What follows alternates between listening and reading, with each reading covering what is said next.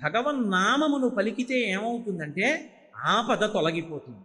నీ ప్రమేయం లేకుండా మీద వచ్చి పడిపోతున్న ప్రమాదం ఏదున్నదో ఆ ప్రమాదమును తొలగించి రక్షించగలిగిన వాడెవరంటే భగవంతుడు ఒక్కడే.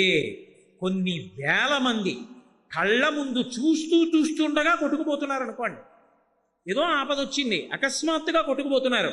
అందులో ఎవడో ఒక్కడు మాత్రం కేదారేశ్వర కేదారేశ్వర కేదారేశ్వర అని అరిచాడు. వాడికి ఒక్కడికే బుద్ధి ప్రచోదనమై చెట్టు ఎక్కి కూర్చున్నాడు. 3 రోజులు చెట్టు మీద ఉన్నాడు, చెట్టు కొట్టుకుపోలేదు, వాడు బతికాడు. ఆపదామపహర్తారం దాతారం సర్వసంపదాం. నీకేవి కావాలో విస్తాడు. నీకు ఏది ప్రమాదమో దానిని నీకు తెలియకుండా తీసేస్తాడు. శాస్త్రమును ప్రమాణంగా తీసుకుని తమ ప్రవర్తనను చక్కదిద్దుకుని అలా ప్రవర్తించి తరించి జన్మని సార్థక్యం చేసుకుని భగవంతుణ్ణి చేరుకోవాలనేటటువంటి కుతూహలం అందరి యందు ఉంటుంది. ఆ ఉన్న కారణం చేత ఎవరు ఏ ధర్మాన్ని పాటించాలో ఆ ధర్మాన్ని త్రికరణ శుద్ధిగా పాటిస్తారు. అందుకే కృతయుగం లాంటి యుగంలో జన్మించినప్పుడు అసలు ధర్మాన్ని పాటించడంలో వైక్లభ్యాలు రావడం అనేటటువంటి దానికి అవకాశం ఉండదు. కృతయుగంలో అందరూ తరించడానికే అవకాశం ఉంటుంది. తరువాత యుగమైనటువంటి త్రేతాయుగం వచ్చేటప్పటికీ ధర్మంలో ఒక పాదం లుప్తమైపోతుంది. 3 పాదములే ఉంటాయి. ఆ 3 పాదములే ఉన్నటువంటి కారణం చేత ధర్మమునందు ఊంచుకోవడంలో కొంచెం ఇబ్బందులు ఏర్పడుతుంటాయి.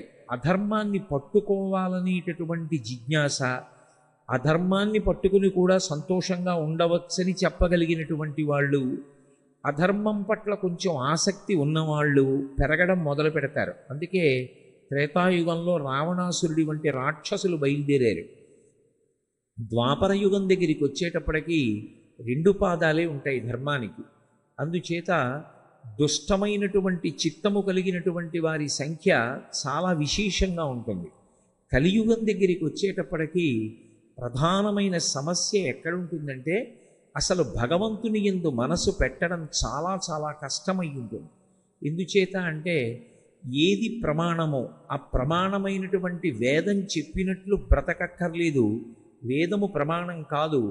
వేదాన్ని ప్రమాణంగా తీసుకోకుండా మీరు ఇలా బతికితే తేలికగా మీ పాపాలు పోతాయి, తేలికగా మీ కోరికలు తీరుతాయని చెప్పేటటువంటి ప్రబోధాలు లోకంలో ఎక్కువైపోతాయి. అటువంటి ప్రబోధాలు ఎక్కువైపోయినటువంటి కారణం చేత మనుష్యులకు ఆ వేదశాస్త్రం మీద ఆస్తిక్య బుద్ధి తగ్గిపోతుంది. మనం వేదం ఎలా చెప్పిందో అలా బ్రతుకుదాం. ఎంతకాలం ఉంటాం శరీరంలో? ఈ శరీరంలో ఉండగా శాస్త్రాన్ని ప్రమాణంగా స్వీకరించి బ్రతికి తత్కారణము చేత మనం తరించాలనేటటువంటి అభిలాష తగ్గిపోతుంది. మనసుని పాడు చేసేటటువంటివి ఏవి ఉంటాయో, అరిషడ్వర్గములైనటువంటి కామ క్రోధ లోభ మద మోహ మాత్సర్యముల వైపుకి లాగడానికి వీలైనవి ఏ ఉంటాయో అటువంటి బోధలు ఎక్కువైపోతాయి. ఇంద్రియాల్ని ప్రశాంతంగా ఉండనివ్వకుండా ఎప్పుడూ రజోగుణంతో తమోగుణంతో ఉద్రేకపడేటట్టుగా చేసేటటువంటివి ఏవి కనపడకూడదో అవన్నీ కూడా ఇంద్రియముల గుండా మనస్సు లోపలికి వెడుతూ ఉంటాయి. వెడుతున్న కారణం చేత ఎప్పుడూ మనసు అలజడిని పొంది ఉద్రేకాన్ని పొంది ఉంటుంది. కోరికలతో సతమతమైపోతూ ఉంటాడు తప్ప ధర్మాన్ని పట్టుకొని ప్రశాంతంగా ఉందాం, ప్రశాంతమైన జీవనం చేస్తూ భగవంతుణ్ణి చేరుకునేటటువంటి ప్రయత్నం చేద్దామని అసలు అటువంటి ప్రయత్నం చెయ్యడం అన్నది లోకంలో తగ్గిపోతుంది. కలిపురుషుని యొక్క ఉద్ధతి రోజు రోజుకి పెరిగిపోతూ ఉంటుంది. అలా పెరిగిపోతున్నప్పుడు కలిపురుషుడు పరిపాలన చేసేటటువంటి కలియుగంలో భగవంతుని యందు చిత్తాన్ని లగ్నం చేయడం చాలా కష్టమైనప్పుడు తరించడం కూడా చాలా కష్టం కదా. తరించడము అన్న మాటకు అర్థం ఏమిటంటే తరించుట అంటే నదిని దాటినట్టు జనన మరణ చక్ర రూపమైనటువంటి ఈ సంసారమును తరించి భగవంతుణ్ణి చేరుకోవడం అంత తేలికైనటువంటి విషయం కాదు కలియుగంలో. కానీ కలియుగంలో 2 అద్భుతమైనటువంటి విషయాలు ఉన్నాయి. ఇవి 2 కలియుగంలో ఉండేటటువంటి మనుష్యులకు గొప్ప వరాలు. ఏవి ఆ 2 అంటే, ఒకటి కలియుగంలో యజ్ఞయాగాది క్రతువులు చెయ్యడం మంచిదే. ఒకవేళ చెయ్యలేకపోయినా వాటి యందు అనురక్తి ఉండి, నేను కూడా అలా ఒక యజ్ఞం చెయ్యాలి, నేను కూడా ఒక యాగం చెయ్యాలి, నేను కూడా తీర్థయాత్ర చెయ్యాలి, నేను ఇప్పుడు వెళ్ళి గంగానదిలో స్నానం చేస్తాను, నేను ఇప్పుడు వెళ్ళి కాశీపట్టణంలో 9 రోజులు ఉంటాను, నేను ఇప్పుడు రామేశ్వర క్షేత్రానికి వెళ్ళి ఆ రామలింగేశ్వరుణ్ణి అభిషేకం చేస్తాను అని మనసులో వెంపర్లాడుతున్నాడు అనుకోండి, వెళ్ళాలి వెళ్ళాలని త్రికరణ శుద్ధిగా, అంటే ఏదో పెదవులతో అనడం కాదు, నిజంగా లోపల కోరిక ఉన్నదనుకోండి, అలా యథార్థమైనటువంటి కోరిక కలిగి ఉన్నవాడెవరో అటువంటి వాళ్ళందరూ అవి చేశారు అన్న పుణ్యాన్ని వాళ్ళ ఖాతాలో వేస్తారు. అందుకే కలియుగంలో చాలా తేలికగా తరించడానికి మార్గం ఎందుకుంటుందంటే, మనసు భగవంతుని యందు అనురక్తము కావాలి. నాకు ఏదో ఈ ఋతువు ఉందనుకోండి, అబ్బా రాత్రి 9:30, 10 గంటలకో వెళ్ళి ఇన్ని బుట్టతో మల్లెపూలు తెచ్చుకొని రాత్రి 11 గంటలకో స్నానం చేసి ఏ శివాలయంలో అర్చక స్వామినో బ్రతిమాలుకుని, షట్కాలముల యందు శివపూజ ఉంది కాబట్టి అర్ధరాత్రి వేళ శివలింగానికి మల్లెపూలతో పూజ చేయించి, అన్ని మల్లెపూల మధ్య ఉన్న నా స్వామిని నేను ఎలా దర్శనం చేస్తాను అని అనుకున్నాడు అనుకోండి, నిజంగా తను ఒక శివాలయం తలుపులు తెరిపించి అర్ధరాత్రి వేళ మల్లెపూలతో సహస్రనామార్చన చేయించలేదు, కానీ త్రికరణ శుద్ధిగా కోరుకున్నాడు ఆ మల్లెపూల వంక చూసినప్పుడు. అలా అతను మనసులో సంకల్పం చెయ్యగానే అతను అలా శివలింగాన్ని ఒక రాత్రి వేళ మల్లెపూలతో పూజించాడు అని అతని ఖాతాలో వేస్తాడు. అందుకే వ్యాస భగవానుడు నదీ తీరానికి వెళ్ళి స్నానం చేసి ఆ నదీ తీరానికి వచ్చి బట్ట మార్చుకుని పరమ సంతోషంతో 2 చేతులెత్తి 3 మార్లు అరిచాడు, కలిస్సాధుః కలిస్సాధుః కలిస్సాధుః అన్నాడు. కలియుగం అత్యంత పవిత్రమైనటువంటి కాలం. కలియుగంలో తరించడం తేలికే అని 3 మాటలు అరిచాడు. తెల్లబోయి శిష్యులందరూ వెళ్ళి, కలియుగంలో ఎవరికి మనసు భగవంతుడి దగ్గర పెట్టడం అంత తేలిక కాదు కదా, అటువంటప్పుడు కలిస్సాధుః అని 3 మాటలు ఎందుకు అరిచారని అడిగారు. అడిగితే అప్పుడు వ్యాస భగవానుడు ఈ మాట చెప్పాడు, ఎవరు కలియుగంలో భగవంతుని యందు మనసు పెడతారో, పెట్టి భగవంతుడికి ఇలా పూజ చేద్దామని కానీ, ఇలా తీర్థయాత్ర చేద్దామని కానీ, ఇలా నదీ స్నానం చేద్దామని కానీ త్రికరణ శుద్ధిగా సంకల్పం చేసినంత మాత్రం చేత వాడు ఆ పుణ్యకార్యాన్ని చేశాడు అని వాడి ఖాతాలో వేస్తారు. పుణ్యకార్యం చేయడం అలా అయితే మరి పాపకార్యం అది కూడా అంతే. మనసు ఉద్వేగపడి ఏదైనా కోరకూడని విషయాన్ని నేను కోరుకున్నా, చూడకూడని దాన్ని చూసినా, చెయ్యకూడనిది చెయ్యాలని మనసులో కోరిక పుట్టినా అది చేశాడని కూడా వేస్తాడు. కానీ వచ్చిన ప్రమాదం ఎక్కడుంటుందంటే, కలియుగంలో కలిపురుషుని యొక్క ఉద్ధతి చేత ఎక్కువగా ఏవి చెయ్యకూడదో అవి చెయ్యాలని అనిపిస్తూ ఉంటుంది. అవి చెయ్యాలి అని అనిపించినటువంటి కారణం చేత అవి చేశాడు అన్న పాపాలే ఖాతాలో పడుతుంటాయి. రెండవ తేలిక మార్గం ఏది అంటే, కలియుగంలో పాపం వచ్చి పడిపోతోంది కదా మరి ఖాతాలోకి, పుణ్యం మాట దేవుడెరుగు, ఎంత పుణ్యం పడుతోందో మనకి తెలియదు, కానీ పాపం పడుతోంది అన్న విషయం మీ వంటి పెద్దల విషయం నాకు తెలియదు, కానీ నా వంటి వాడి ఖాతాలో మాత్రం పాపం పడిపోతూ ఉంటుంది. మరి ఈ పాపాన్ని తొలగించుకోవడం ఎలా అంటే, దానికి కలియుగంలో ఒక తేలిక మార్గం ఉంది. మిగిలిన యుగాలకి ఈ అవకాశం లేదు.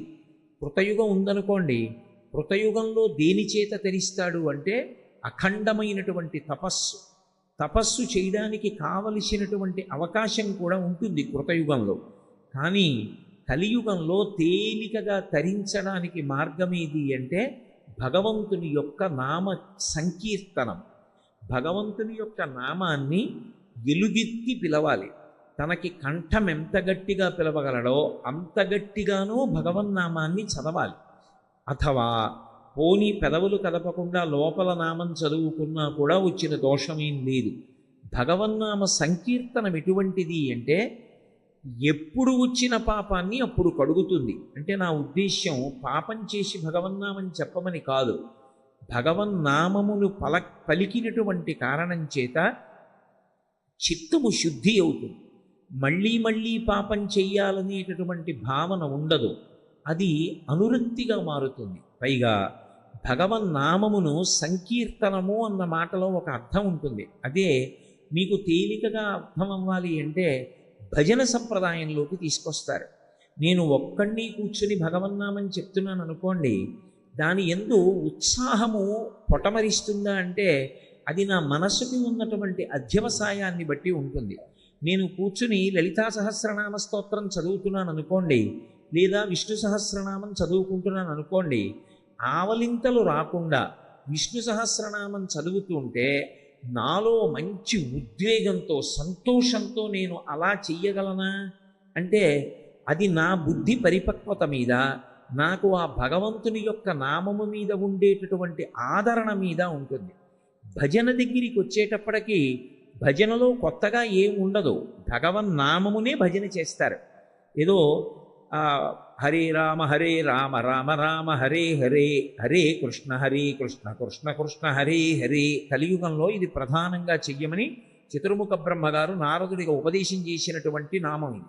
ఇది భజన చెయ్యమని చెప్పారు.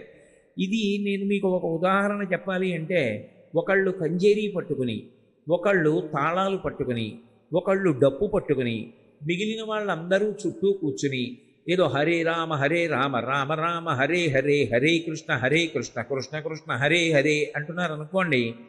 మిగిలిన వాళ్ళు తప్పట్లు కొడుతూ ఆ నామాలు చెప్తున్నారు అనుకోండి. చెప్తున్నప్పుడు అది కొంతసేపు అయిన తర్వాత మంచి వేగాన్ని అందుకుంటుంది. హరే రామ రామ రామ హరే హరే, హరే కృష్ణ కృష్ణ కృష్ణ హరే హరే అని ఒక్కసారి తగ్గించి హరే రామ రామ రామ హరే హరే అన్నాడు అనుకోండి. అందులో అంతమంది కలిపి గట్టిగా చెప్తుంటే మనం ఒక్కళ్ళ మెల్లిగా మూల కూర్చుని ఆవలిస్తూ అనం. మనం కూడా సంతోషంగా ఉద్వేగంతో తప్పట్లు కొడుతూ గట్టిగా అంటాం.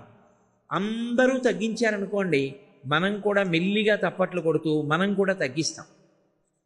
భజన యందు ఏమవుతుందంటే అసలు నేను ఏమీ చెయ్యొద్దు అనుకుని వచ్చి కూర్చున్నవాడు కూడా ఏం చేస్తాడంటే అందరూ గట్టిగా చెప్తున్నారనుకోండి, వాడి ప్రమేయం లేకుండా వాడు కూడా భజన చేస్తాడు. కాసేపు మామూలుగా కూర్చుంటాడు, ఆ తర్వాత తప్పట్లు కొట్టడం మొదలెడతాడు. ఆ తర్వాత హరే రామ రామ రామ హరే హరే అంటాడు. భజన యందున్న గొప్పతనం ఏమిటంటే, నేను విష్ణు సహస్రనామ స్తోత్రం చదివాను అనుకోండి, వనమాలి గదీశాంగీ శంఖీ చక్రీ చనందకి శ్రీమాన్ నారాయణో విష్ణుర్వాసుదేవోభిరక్షతు అని పూర్తి చేసేశాను. పూర్తి చేసేసి లేచిపోయాను. ఆ తర్వాత మళ్ళీ విష్ణు సహస్రనామ స్తోత్రం నా నాలుక మీద ఉంటుందా? చెప్పడం కష్టం. అదే మీరు భగవన్నామ సంకీర్తనం చేశారనుకోండి, ఒక అరగంట సేపు జై జై శంకర హర హర శంకర, జై జై శంకర హర హర శంకర అని భజన చేశారు. భజన చేసి ఓ అరగంట అయిపోయిన తర్వాత వెళ్ళిపోతున్నారు. వెళ్ళిపోతున్నా కూడా మీకు తెలియకుండా మీ నోరు జై జై శంకర హర హర శంకర, జై జై శంకర హర హర శంకర అని కాసేపు అంటూ ఉంటుంది. అంటే ఒకడుగా మొదలుపెట్టి చేసింది తరువాత కొనసాగుతుందా అంటే చెప్పడం కష్టం. 10 మందితో కలిసి చేసినది భజనగా భగవన్నామం తర్వాత మీ ప్రయత్నం లేకుండా కొనసాగుతుంది. తర్వాత భజనకు ఉండేటటువంటి గొప్ప లక్షణం ఏమిటంటే, ఒక్కడిని కూర్చుని ప్రతిరోజు 6 అయ్యేటప్పటికీ విష్ణు సహస్రం చదువుతాను అన్నాను అనుకోండి. 6 అయ్యేటప్పటికీ నేను కూర్చుందాం అంటే ఏదో పని జ్ఞాపకానికి వచ్చింది అనుకోండి, ఇవాళకి మానేద్దాంలే అనిపిస్తుంది. అదే భజన చేయడానికి వెడదాం అన్నాను అనుకోండి, అదో సంతోషంగా ఉంటుంది. ఇవాళ శుక్రవారం అమ్మవారి మీద భజన, శనివారం ఏదో గోవిందనామాలతో వెంకటరమణుడి మీద భజన, ఇవాళ సోమవారం శివనామాలతో భజన. వెళ్ళి చక్కగా కూర్చుని కాసేపు ఆ భజన చేసుకుని రావడంలో మనసులో ఒక గొప్ప శాంతి ఉంటుంది. 2, మనకి తెలియకుండానే నాడీ వ్యవస్థ అంతా కూడా విశేషంగా బలపడుతుంది భజన సంప్రదాయంలో. ఎందుకని అంటే 2 చేతులు తప్పట్లు కొట్టినప్పుడు చేతిని చెయ్యి గట్టిగా తాకుతుంది. తాకడం ఏదో అర్థం లేకుండా తగలదు. ఒకే రకమైనటువంటి స్థితిలో, అంటే ఒక విరామంతో, ఒక పద్ధతిలో చేతులు 2 తగులుతున్న కారణం చేత అదే సమయంలో భగవన్నామం నోటి వెంట వచ్చి ఒక గొప్ప ఆనందం ఉద్భుతమవుతూ ఉంటుంది. కాబట్టి నాడీ మండలం అంతా కూడా తేజోవంతమవుతుంది. నాడీమండలం అంత తేజోవంతమైతే ఆ తేజోవంతమైనటువంటి నాడీ వ్యవస్థ ఆరోగ్యమునకు కారణమవుతుంది.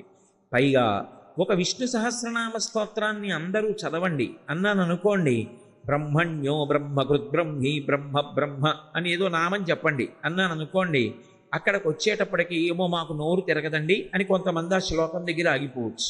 లేదా యజ్ఞో యజ్ఞపతిర్యజ్వా యజ్ఞాంగో యజ్ఞవాహన యజ్ఞభృత్యజ్ఞకృత్యజ్ఞీ యజ్ఞభుక్ యజ్ఞసాధన అనమన్నాను అనుకోండి, ఉచ్చారణ యందు దోషాలు రావచ్చు. కానీ మనకి పరమేశ్వరుని యొక్క కృపా విశేషం చేత 2 అక్షరములతో ఉన్నటువంటి భగవన్నామములు ఏ ఒత్తులు లేకుండా ఉన్నటువంటివి 2 ఉన్నాయి. ఒకటి రామనామము, రెండవది శివనామము. శివ చాలా తేలిక, రామ చాలా తేలిక. ఈ 2 నామాలు పలకడానికి నాకు ఎలాగండి చాలా కష్టం, నా నోరు ఎలా తిరుగుతుందండి అని అనవలసినటువంటి అవసరం ఉండదు. చాలా తేలిక. పైగా మనిషికి పరానుకరణము అని భగవంతుడిచ్చినటువంటి ఒక గొప్ప కూసు విద్య ఉంటుంది. పరానుకరణము అంటే అది పసితనం నుంచి వచ్చేస్తుంది. పెద్దవాళ్ళు ఏం చేస్తున్నారో పిల్లలు అదే చేస్తారు. అమ్మ ప్రతిరోజు ఆడపిల్లని కూర్చోపెట్టి ముఖానికి అంగరాగాన్ని అలది, అంగరాగం అంటే పౌడరు, అంగరాగం అలది, కళ్ళకి కాటుక పెట్టి బొట్టు పెట్టి చిన్న కొప్పేసి అందులో ఓ పువ్వులు పెట్టింది అనుకోండి, ఒక 6 నెలలు అయిపోయిన తర్వాత పిల్ల ఏం చేస్తుందంటే తన ఆడుకునే బొమ్మ తీసుకొచ్చి కాళ్ళ మీద పడుకోబెట్టుకొని అమ్మ పౌడర్ రాసినట్టే పౌడర్ రాసి, అమ్మ బొట్టు పెట్టినట్టు బొట్టు పెట్టి, అమ్మ తనకి ఆమ్ పెట్టినట్టే దానికి ఆమ్ పెట్టి, ఆమ్ అంటే అన్నం, అన్నం పెట్టి పరానుకరణము అమ్మ ఏం చేస్తోందో అలా చేస్తుంది. భజన సంప్రదాయమునందున్నటువంటి గొప్పతనం ఏమిటంటే ముందు వెళ్ళి కూర్చుని సంకీర్తన చేస్తాడు కాసేపు, హరే రామ రామ రామ హరే హరే అంటాడు. ఓ 10 రోజులు వెళ్ళిన తర్వాత ఏం చేస్తాడంటే తను కూడా ఆ చేత్తో చిడతలు ఉంటాయి అవి పట్టుకుని తాను కూడా వాటిని వాయించడానికి ప్రయత్నిస్తాడు. అది అయిపోయిన తర్వాత కొన్నాళ్ళకి కంజీరి వాయించాలనిపిస్తుంది, అది చిన్న డప్పులా ఉంటుంది, అది పట్టుకుని వాయిస్తాడు. ఇంకా కొంతకాలం అయిపోయిన తర్వాత భజన సంప్రదాయం నుండి ఉండే గొప్పతనం ఏమిటంటే పరమ పారవస్యంతో లేచి నిలబడి నృత్యం చేస్తాడు. ఇప్పటికీ కర్ణాటకలో కొంతమంది విద్వాంసులు ఉన్నారు. భజన సంప్రదాయంలో వాళ్ళు చేయించేటటువంటి భజన చూస్తే మీరు తెల్లబోతారు. 10,000 మంది సభలో ఉండనివ్వండి, 95 సంవత్సరముల వయోవృద్ధులు ఉండనివ్వండి, వాళ్ళు భజన మొదలుపెట్టి వాళ్ళు భజన చేయించడం ఓ 20 నిమిషాలకి తారస్థాయికి వచ్చిందనుకోండి, ఎవ్వరూ కుర్చీలో కూర్చోరు. మీరు చెప్పక్కర్లేదు కుర్చీలో కూర్చోకండి లేవండి అని చెప్పక్కర్లా. వాళ్ళ ప్రమేయం లేకుండా అందరూ కుర్చీల్లోంచి లేచిపోయి పరమ సంతోషంతో ఉద్వేగంతో భక్తితో లేచి నిలబడి కాళ్ళు చేతులు కదుపుతూ తాదాత్మ్యత చెందిపోయి భజన చేసేస్తారు. అంటే అక్కడ ఇంకా సిగ్గనేటటువంటి మాట ఉండదు. శరీర భ్రాంతి విడిచిపెట్టి అంత సంతోషంతో భగవన్నామాన్ని పలకడంలో అంతటి ఉద్వేగాన్ని పొందుతాడు. ఏది మీరొక్కరూ కూర్చుని భగవన్నామం పలకడంలో ఉద్వేగం పొందండి, సాధ్యం కాదు. అందుకే భగవన్నామాన్ని కలియుగంలో పలకడంలో నేనొక్కడిని కూర్చుని పలుకుతాను అనడం అంత తేలిక కాదు. భగవన్నామ సంకీర్తనము అన్నారు. అందుకే కలియుగంలో సంకీర్తనము అన్న మాటకు అర్థం ఏమిటంటే నువ్వు ఒక భజన బృందంలో సభ్యుడివి కావాలి. అన్ని చోట్ల భజన బృందాలు ఉండాలి. ఒక దేవాలయం ఉందనుకోండి, ఆ దేవాలయానికి ప్రాణం ఏది అంటే భజన బృందం. భజన బృందం లేదనుకోండి దేవాలయానికి, అది దేవాలయం తప్పు కాదు, ఆ దేవాలయం చుట్టుపక్కల నివసిస్తున్న వాళ్ళు బుద్ధిహీనులు అని గుర్తు. దేవాలయ ప్రాంగణంలోకి వెళ్ళి నువ్వు భజన చేసుకోవాలి. నువ్వు ఒక్కడివి మొదలు పెడితే నీతో 4 బయలుదేరుతారు, 10 మంది అవుతారు, 100 మంది అవుతారు, 1000 మంది అవుతారు. అది క్రమంగా ఎక్కడికెడుతుందంటే నగర సంకీర్తనకెడుతుంది. నగర సంకీర్తన సంప్రదాయం ఎందుకు వచ్చిందంటే దాని యందు విముఖుడై నిద్రపోతున్నవాడు ఉంటాడు. కానీ వీళ్ళేం చేస్తారంటే కంజరీలు పట్టుకుని ఆ చేతిలో చెడతలు పట్టుకుని భగవన్నామని చెప్తూ పాటలు పాడుతూ బ్రహ్మముహూర్తంలో తెల్లవారుజామున వీధుల్లో తిరుగుతూ వెడతారు. మంత్రం చెప్పడానికి, మంత్రాన్ని జపం చేయాలన్నా, పూజ చెయ్యాలన్నా, ధ్యానం చెయ్యాలన్నా కొన్ని నియమాలు ఉంటాయి. ఆ నియమం తప్పారనుకోండి అవి ఫలించవు. నేను మంత్రజపం చేస్తున్నాను అనుకోండి, మంత్రజపం చేసేటప్పుడు నేను కదిలాను అనుకోండి, నా కాళ్ళు చేతులు కదిలినా నేను కదిలినా ఆ జపం ఫలించదు. కదలకుండా స్థాణువై జపం చేయాలి. ధ్యానం చేస్తున్నాను అనుకోండి, నేను కదలకుండా ఉంటే సరిపోదు, అసలు నా మనసు నిలబడడానికి ఆ గదిలో వాతావరణం ఉండాలి. ఆ వాతావరణం లేని చోట ధ్యానం చేయకూడదు. అలా చేశాడనుకోండి ఎవరైనా, అసలు వాడికి ధ్యానం గురించి తెలియదని గుర్తు. చక్కగా ఎలా కూర్చుంటే మీకు సౌకర్యంగా ఉంటుందో అలా పలచటి మెత్తటి బొంత వేసుకుని గది తలుపులు మూసి నిశ్శబ్దంగా ఉండేటట్టు చూసుకొని చాలా కింది స్థాయిలో మంద్రంగా సువాసన వచ్చేటట్టుగా ఏదో కొద్దిగా ఒక్క అగరవత్తో లేకపోతే అరవిరిసినటువంటి సుగంధభరితమైనటువంటి పూల దండలో కొంచెం దూరంలో ఉంచుకొని భగవన్మూర్తిని మీరు దేన్ని ధ్యానం చేద్దాం అనుకుంటున్నారో కళ్ళు విప్పి తదేక దృష్టితో కాసేపు చూసి కన్నులు మూసి అదే మూర్తిని మీలోకి తెచ్చుకొని ధ్యానం మొదలుపెట్టారు. అది ధ్యాన ప్రక్రియకి ప్రారంభ స్థితి. ధ్యానం మీరు ఎక్కడ పడితే అక్కడ ఎలా చేస్తారు? ఎంతో స్థాయికి వెళ్ళిపోతే తప్పది కుదరదు, అసలు అలా వెళ్ళలేరు. ఏ మహాస్వామి లాంటి వాళ్లకో అది సిద్ధం తప్ప అందరికీ అది సాధ్యం కాదు. భగవన్నామం పలకడానికి మీరు స్నానం చేశారా, శౌచంతో ఉన్నారా, మీరు అసలు ఇంట్లో తిరగడానికి యోగ్యమైన స్థితితో ఉన్నారా, అలా లేరా, ఇటువంటి వాటితో దేనితోనూ సంబంధం లేదు భగవన్నామానికి. ఎప్పుడైనా భగవన్నామని చెప్పచ్చు. ద్రౌపదీదేవి ఎప్పుడు పిలిచింది భగవన్నామాన్ని? ఆపద కలిగినప్పుడు పిలిచింది. ఆపద కలిగినప్పుడు ఆవిడ ఎటువంటి ఇబ్బందిని పొందింది? ఆవిడ ఏకవస్త్రయ్యి ఉంది. ఏకవస్త్ర అంటే రజస్వలా దోషంతో ఉంది ఆవిడ. రజస్వలా దోషంతో ఉన్నటువంటి స్త్రీకి ఆపద వస్తే ఆవిడ ఎలుగెత్తి భగవన్నామం పలికింది. భగవన్నామాన్ని పలికితే నువ్వు రజస్వలా దోషంతో ఉన్నావు, నా నామం ఎలా పలుకుతావు, నేను ఎందుకు వస్తానన్నాడా కృష్ణ భగవానుడు? అనలేదు. భగవన్నామమును సంకీర్తన చెయ్యడానికి మీరు ఏ స్థితిలో ఉన్నారన్న దానితో సంబంధం లేదు. కానీ అది అలవాటు పడిందనుకోండి, ఆ సంకీర్తన చేయడంలో దానికో సంతోషం అలవాటు అయిపోయిందనుకోండి, అది పైకి ఏ విధమైనటువంటి డాంబికం అక్కర్లేదు. కేవలం ఒక తనలో తాను రమించిపోతూ ఎప్పుడూ లోపల సంకీర్తన చేస్తూ ఉంటుంది. ఆ సంకీర్తన చేయడం అనేటటువంటిది దేని కింద మారిపోతుందంటే, మీకు బాహ్యంలో కలిగినటువంటి నిప్పిని మరిచిపోవడానికి అది కారణమవుతుంది. నేను మీతో ఒక ఉదాహరణ చెప్పాలంటే, నేను ఏదో ఒక తడిబట్ట పిండి దండం మీద ఆరేశాను. ఆరేసి గభాలన వెనక్కి తిరిగాను. తిరగడంలో తలుపు వచ్చి నా మోచేతికి కొట్టుకుంది. చెయ్యి తిమ్మిరిక్కిపోయింది. విపరీతమైన నొప్పి కలిగింది. ఆ నొప్పి కలిగినప్పుడు నాకు సంకీర్తనం అలవాటైపోయిందనుకోండి, నేను వెంటనే మనసు దాని మీదకి వెళ్ళడానికి ఎప్పుడూ ఇష్టపడుతుంది. ఎందుకంటే అది పట్టుకుంది, దానికి ఇష్టం అదంటే.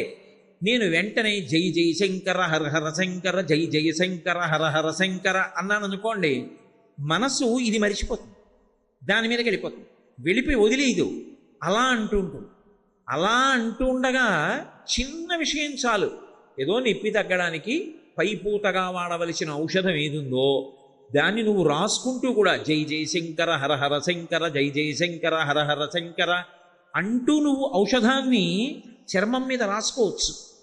అంటే నేను ఎందుకు చెప్తున్నానంటే, ఈ నామ సంకీర్తనం అనేటటువంటిది ఎక్కడ వరకు వెళ్ళిపోతుందంటే, ఆఖరికి వాడు మృత్యుశయ్య మీద ఉండనివ్వండి, ఎక్కడో వైద్యశాలలో పడిపోయి ఉన్నాడు మంచం మీద, అప్పుడు కూడా వాడికి బెంగ ఉండదు.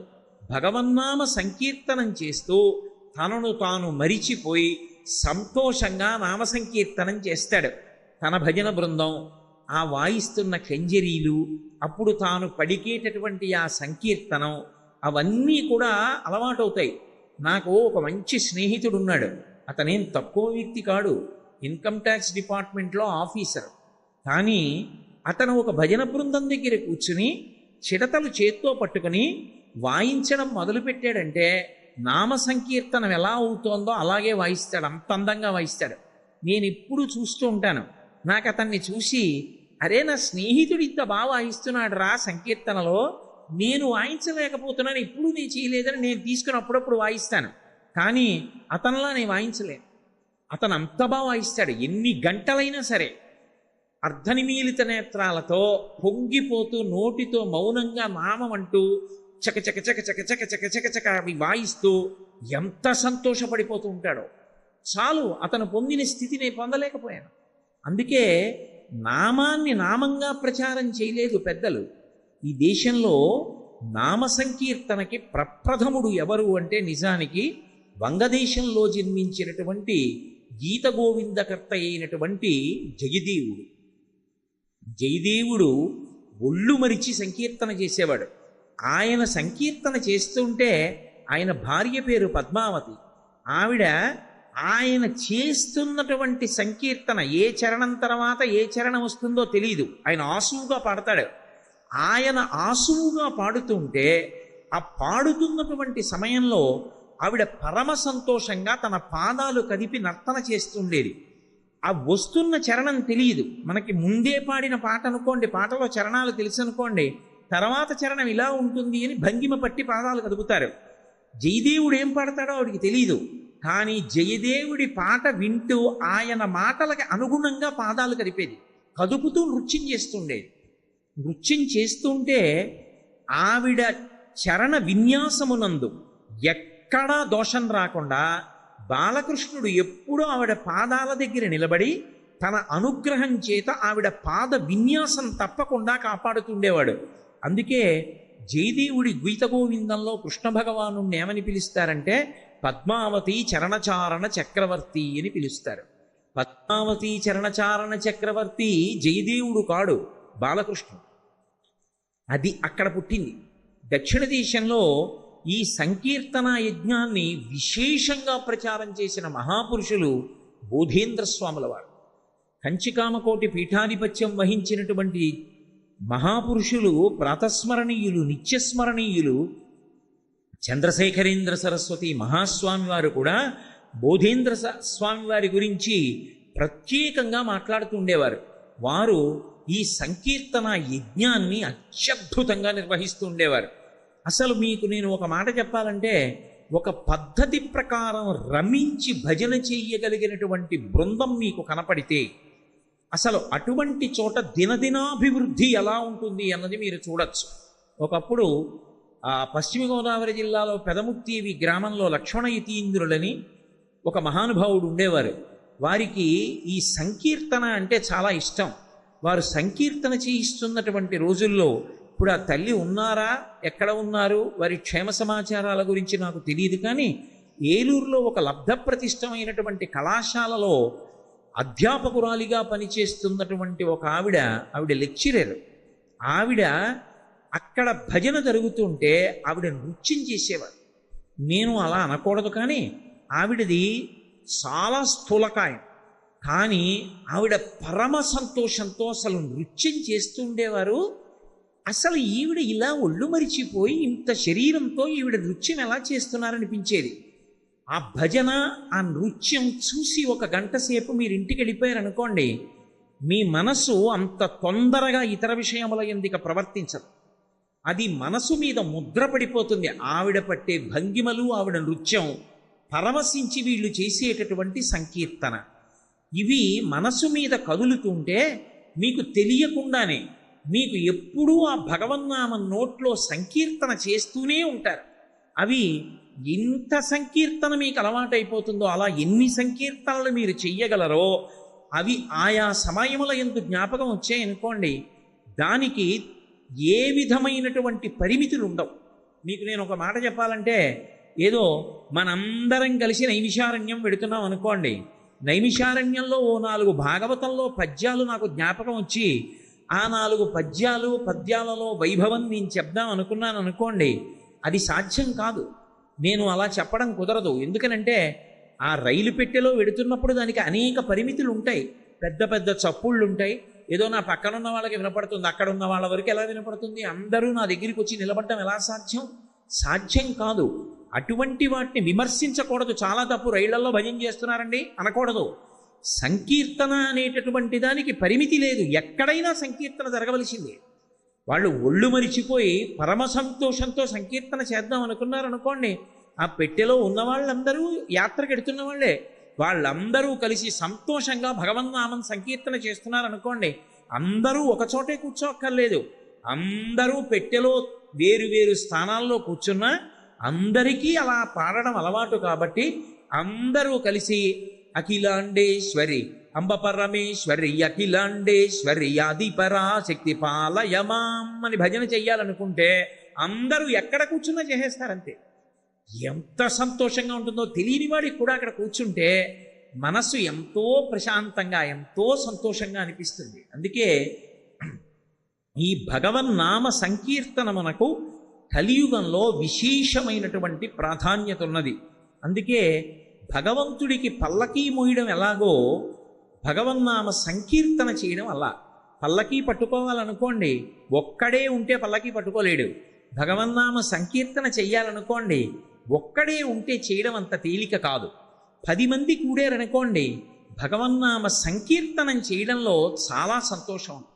అలా కాకుండా కేవలం నామం అన్నాననుకోండి, దానికి కొన్ని పరిమితులు వచ్చేస్తాయి. ఏదో 10 మందిని పిలిచి మీరందరూ విష్ణు సహస్రం చదవండి అన్నాను అనుకోండి, ఆవలించేవాడు ఆవలిస్తూ ఉంటాడు, ఏదో చదివేవాడు చదువుతూ ఉంటాడు, దాని మీద దృష్టి ఉంటే ఉంటుంది, లేకపోతే లేదు. ఓడు చదువుతూ ఉంటాడు, ఓడు పుస్తకం చూస్తూ ఉంటాడు, ఓడు ఓ శ్లోకం చదువుతాడు, 2వ శ్లోకం నాకు రాదని ఊరుకుంటాడు, ఒకడు ఏటికి ఎగసన్నాలాగుతాడు, ఒకడు ఏటికి దిగసన్నాలాగుతాడు. శ్రీమాత శ్రీ మహారాజ్ఞి శ్రీమత్సింహ అసనైశ్వరి అని నేను అనేటప్పటికీ ఇంకోడప్పుడే శివశక్త్యరూపిణి లలితాంబికాకి వెళ్ళిపోతాడు. ఒకడు ఓలా చదువుతాడు, ఓడు ఓలా చదువుతాడు. ఓ అరగంట అయ్యేటప్పటికీ అసలు అందులో ఏ శ్లోకం ఎవడు చదువుతున్నాడో తెలియదు. అదో విచిత్రమైన ధ్వని బయలుదేరు. చాలా చోట్ల మీరు చూడండి, సహస్రనామం చదువుతున్నారంటారు 5 నిమిషాలు, 5 నిమిషాల తర్వాత అసలు ఎవడు ఏ శ్లోకం చదువుతున్నాడో ఏమీ అర్థం కాదు. అదో పెద్ద అల్లరి కింద ఉంటుంది. అదే భగవన్నామ సంకీర్తన మొదలుపెట్టండి, అటు ఇటు వెళ్ళిపోయిన వాళ్ళు కూడా ఎవరి ప్రమేయం లేకుండా గాడిలో పడిపోతారు. పడిపోయి అందరూ ఏకకంఠంతో చేస్తారు. అప్పుడు రోమాంచితమై ఎంత సంతోషంగా ఉంటుందో. కలియుగంలో భగవన్నామ సంకీర్తన మనకు అంత ప్రాధాన్యత ఉంది. భగవన్నామాన్ని పలకడం అలవాటైందనుకోండి, నాలుకకు ఆ నామం పలకడం అలవాటు. ఏదో ఏ పని చేస్తున్నా ఏదో ఆవలింత వచ్చిందనుకోండి, ఓసారి భగవన్నామం చెప్తాడు. ఆఖరికి తలుపు సందులో వేలు పడిందనుకోండి, అప్పుడు కూడా భగవన్నామం చెప్తాడు. భగవన్నామం చెప్పడంలో అంత సంతోషం ఉంటుంది. అయితే నామమునందు ఒక పెద్ద విశేషం ఉంటుంది. ఇప్పుడు నాకు ఒక పేరుంది, నన్ను కోటేశ్వరరావు అని పిలుస్తూ ఉంటారు. మీరు నన్ను కోటేశ్వరరావు గారు అని పిలిచారనుకోండి, సభ నడుస్తుండగా అక్కడ నిలబడి గట్టిగా నేను వెంటనే ఇలా తల తిప్పి చూస్తాను, ఎవర్రా అంత గట్టిగా పిలిచారు నన్ను అని. అదే కామేశ్వరరావు గారు అని పిలిచారనుకోండి, నేను తల తిప్పను, ఎవరినో పిలిచారనుకుంటాను. నాకు ఒక్కటే పేరు ఉంటుంది. మరి భగవంతుడికి ఒక్క పేరు ఉండదు, అనేక పేర్లు ఉంటాయి. మరి భగవంతుడికి అన్ని పేర్లు ఎందుకు, మనకు ఒక్కటే పేరు ఎందుకు అంటే, మనది వ్యావహారికము అంటారు. అంటే పిలవగానే పలకడానికి, మన దృష్టి అటువైపు మరల్చబడడానికి తేలికగా ఒక సాధనముగా ఒక పేరు ఉండాలి. కాబట్టి ఒక నామాన్ని తండ్రి ఉంచుతాడు. ఆ నామకరణం చేసినప్పుడు ఆ పేరు పెడతారు. ఆ పేరు పెట్టినప్పుడు ఆ పేరుతో పిలిస్తే పలకడం వాడికి అలవాటైపోతుంది. ముందు చంటి పిల్లవాడికి ఏం తెలుసని వాడి పేరని వాడికి తెలియదు. కొన్నాళ్ళు పోయిన తర్వాత ముందు కార్తికేయ శర్మ అన్నారనుకోండి, వాడేం పలకడేటో తిరిగి వెళ్ళిపోతుంటాడు. కార్తికేయ శర్మ ఎవడో వాడికే తెలియదు, నేనేనని వాడికి తెలియదు. కొన్నాళ్ళు అయిపోయింది అనుకోండి, వాడికి ఓ ఏడాది వచ్చిందనుకోండి, కార్తికేయ శర్మ అన్నారనుకోండి, వాడు వెనక్కి తిరిగి ఊ అంటాడు. అంటే వాడికి అర్థమైపోయింది, ఓ ఇది నా పేరు అని వాడికి తెలిసింది. భగవంతుణ్ణి మీరొక్కటి ఆలోచించండి, ఆయనకి ఒక పేరు కాదు, ఇన్ని పేర్లు. అంటే 1000 అనకూడదు, సహస్రం అంటే అనంతము అని. అనంతమైన నామములుంటే ఆ నామాలు పెట్టి పిలిచినప్పుడు ఏ పేరు పెట్టి పిలిస్తే నా పేరు పెట్టి పిలుస్తున్నారని ఆయన పలకడం తేలికవుతుంది. అసలు అన్ని నామాలు ఎందుకు? నాకున్నట్టే ఆయనకి ఒక్క పేరుంటే సరిపోదా? ఒక్క పేరుతో భగవంతుడిని పిలిచారనుకోండి, ఆ పేరు పెట్టి పిలిచామనుకోండి, ఆయనకి సౌలభ్యం మనకి సౌలభ్యం. ఎందుకని పేర్లు అసలు భగవంతుడికి? ఇక్కడ తేడా ఎందుకు వస్తోంది అన్నది బాగా అర్థం చేసుకోవాలి. అసలు ఆ అర్థం చేసుకోవడం వస్తే తప్ప భగవన్నామమునందు రుచి పుట్టదు. మీరు ఒకటి ఆలోచించండి. ఏదో కూర తీసుకొచ్చి వేస్తారు, పప్పు తీసుకొచ్చి వేస్తారు, పచ్చడి వేస్తారు, పాయసం వేస్తారు, పులిహార వేస్తారు. ఇది అన్నిటిలోకి చాలా బాగుంది అని ఇంకొంచెం వెయ్యండి అంటారు. ఎప్పుడు అంటారు? ఏదో పప్పు కలుపుకొని ముందు కొద్దిగా పప్పు తీసి కలుపుకొని నోట్లో పెట్టుకుని అంత బాగా లేదులే చప్పగా ఉంది అనుకుని ఒక కూర తీసి కలుపుకుని అంత బాగా లేదులే ఘాటు లేదు అని రెండవ కూర కొద్దిగా కలుపుకుని ఇది బాగుంది అని ఆ కూర వేసింది కలుపుకుని ఇంకొంచెం వెయ్యండి అని అడుగుతారు. మారు అడ్డని అడుగుతారు. అసలు అందులో రుచి ఒకటి తెలిస్తే కదా మీరు దాన్ని ఎందు రమించి మళ్ళీ వెయ్యమని అడగడం. భగవన్నామమునందు రుచి తెలిస్తే నామము పలుకుతుంది. నాలుక రుచి తెలిస్తే మారువడ్డని అడిగినట్టు భగవన్నామము యొక్క రుచిని మనసు తెలుసుకుంటే భగవన్నామమును పలకడానికి నాలుక సంతోషంగా ముందుకొస్తుంది. ఏమిటా రుచి ఎలా తెలుస్తుంది? అందుకే భగవన్నామమును పలకడంలో రుచిని ప్రధానంగా చెప్తారు. శ్రీరామ నీ నామం ఎంత రుచిరా, ఎంత రుచి ఎంత రుచి ఎంత రుచిరా, పాలు మీ గడల కన్నా పంచదార తేనెల కన్నా శ్రీరామ నీ నామం ఎంత రుచిరా అంటారు. అంటే దాని ఉద్దేశ్యం శ్రీరామనామానికి కూడా ఏదో రుచి ఉందని, దాన్ని కూడా కూర వండుకోవచ్చని అనే దాని అర్థం కాదు. శ్రీరామనామమునకు ఉన్న వైభవం ఏమిటో నీకు అర్థమైతే అయ్య బాబోయ్ ఆ నామం పలకకుండా నేను ఎలా ఉండగలను అని మళ్ళీ నేను ఆ నామం వదిలిపెట్టలేనని నువ్వు పట్టుకుంటావు. పట్టుకున్నప్పుడు నాలుక దాన్ని పలుకుతూ ఉంటుంది. ఇంత అదృష్టమా, అది అనకుండా నేను ఎలా ఉంటానురా అని ఆ నామాన్ని పలుకుతావు. అలా పలకడానికి తగినటువంటి అనురక్తి ఎందుకు కలుగుతుంది అంటే ఆ నామము యొక్క వైభవాన్ని విచారణ చెయ్యడం చేత కలుగుతుంది. మీకు నేను బాగా అర్థమయ్యేటట్టుగా చెప్పాలి అంటే భగవంతుని యొక్క నామములు కేవలము నామవాచకములు కావు. ఏదో నాకు కోటేశ్వరరావు అని పేరున్నట్టే భగవంతుడికి కూడా పిలవడం కోసమని ఒక పేరు కాదు. భగవంతుని యొక్క నామములకు గౌణములని పేరు. గౌణములంటే గుణావిష్కృతములు. ఆయన యొక్క గుణములను అవి ఆవిష్కరిస్తాయి. భగవంతుడికి కూడా గుణాలుంటాయా? సత్వగుణం, రజోగుణం, తమోగుణం అలా 3 గుణాలు ఆయనకి ఉంటాయా? మరి భగవంతుడికి కూడా 3 గుణాలుంటే ఆయన మనతో సమానం అయిపోలా? ఆయనకి కోరికలు ఉన్నట్టు, ఆయన నిద్రపోయినట్టు, ఆయన లేచినట్టు, అప్పుడప్పుడు ప్రశాంతంగా ఉన్నట్టు, చాలాసేపు అశాంతిగా ఉన్నట్టు అర్థం అవ్వట్లా? మరి ఆయనకి గుణములు ఎందుకుంటాయి అంటే గుణాతీతుడైనటువంటి భగవంతుడు భక్తులను కాపాడడంలో ఒక్కొక్కసారి ఒక్కొక్క గుణాన్ని బయట పెడతాడు. అవి వ్యాఖ్యానములుగా వచ్చే నామాలకి. లేకపోతే విష్ణు సహస్రనామ స్తోత్రానికి శంకరాచార్యుల వారు భాష్యం ఎందుకు చెయ్యాలి? అవి కేవలం పేర్లు అనుకోండి. కోటేశ్వరరావు ఈ పేరు నీకు ఎందుకు వచ్చిందయా అని అడిగారు అనుకోండి. ఏదో మా తాతగారు ఉండేవారండి మాతామహులు, వారికి ఆ పేరు ఉండేది, వారి పేరు మీదుగా నాకు కూడా ఆ పేరు పెట్టుకున్నారు, అందుకని నా పేరు కోటేశ్వరరావు, అంతే, అంతవరకే. అంతకన్నా దానికి వ్యాఖ్యానం ఉండదు. మీ తాతగారు ఎందుకు పెట్టుకున్నారు ఆ పేరు అంటే మా తాతగారు భగవన్నామాన్ని తన పేరుగా పెట్టుకున్నారు, ఆ పేరు నాకు కూడా వచ్చింది, అంతే. కానీ విష్ణు సహస్రనామం ఉందనుకోండి, 1000 నామాలు ఉన్నాయి. విశ్వం విష్ణు వషట్కారో భూత భవ్య భవత్ప్రభు భూతకృత్ భూతభృద్భావో భూతాత్మ భూతభావన. ఈ నామాలు కేవలం పేర్లు కావు. ఈ ఒక్కొక్క పేరు వెనక ఎంతో అర్థం ఉంది. ఈ అర్థం నీకు తెలియాలి అంటే ఆ నామములకు వ్యాఖ్యానం చేశారు, భాష్యం చేశారు పెద్దలు. శంకరాచార్యుల వారు విష్ణు సహస్రనామ స్తోత్రానికి పరమ ప్రామాణికమైనటువంటి భాష్యాన్ని వెలగించారు. ఇప్పుడు విశ్వం ఆ మాట గురించిన వ్యాఖ్యానం చదివారనుకోండి, ఏదో భగవంతుణ్ణి పిలవడం కాదు. అసలు ఏదో విష్ణువు అంటే భౌతికంగా నేను ఎలా ఉంటానో అలా ఉంటాడు అనుకోకూడదు. విశ్వం అన్న మాటకి శంకరాచార్యుల వారి వ్యాఖ్యానం చదివారనుకోండి, విశ్వమంతటా వ్యాపించిన రీతిలో విష్ణువు ఎలా ఉంటారు అన్నదాని గురించి, విశ్వముగా మాయ చేత ఎలా కనపడుతూ ఉంటారు అన్న వ్యాఖ్యానం చదివారనుకోండి, అప్పుడు మీకు అబ్బా ఎంత గొప్ప నామం రా నామం అని మీకు అనురక్తి పుడుతుంది. దాని మీద అనురక్తి పుడితే నిన్నను 10 నామాలకు అర్థం చదివాను, ఎంత బాగున్నాయో తెలుసా, నిజంగా నామాలకు అర్థం చదువుతుంటే మనసు రమించిపోయింది అని ఆ 10 నామాల యొక్క విశేషం భార్య గారికి చెప్పారనుకోండి, మళ్ళీ రేపు పొద్దున్న ఆ 10 నామాల యొక్క అర్థం తెలుసుకుని పరవశించినటువంటి నాలుక మళ్ళీ మళ్ళీ ఆ నామాలు పలకాలని అనిపిస్తుంది. అది భగవన్నామము యొక్క రుచి తెలియుట. రెండు, సామాన్య స్థాయిలో అనుకోండి, భగవన్నామము యొక్క అర్థము లోతుగా ఏ శంకర భగవత్పాదులో ఇచ్చినట్టుగా తెలియక్కర్లేదు.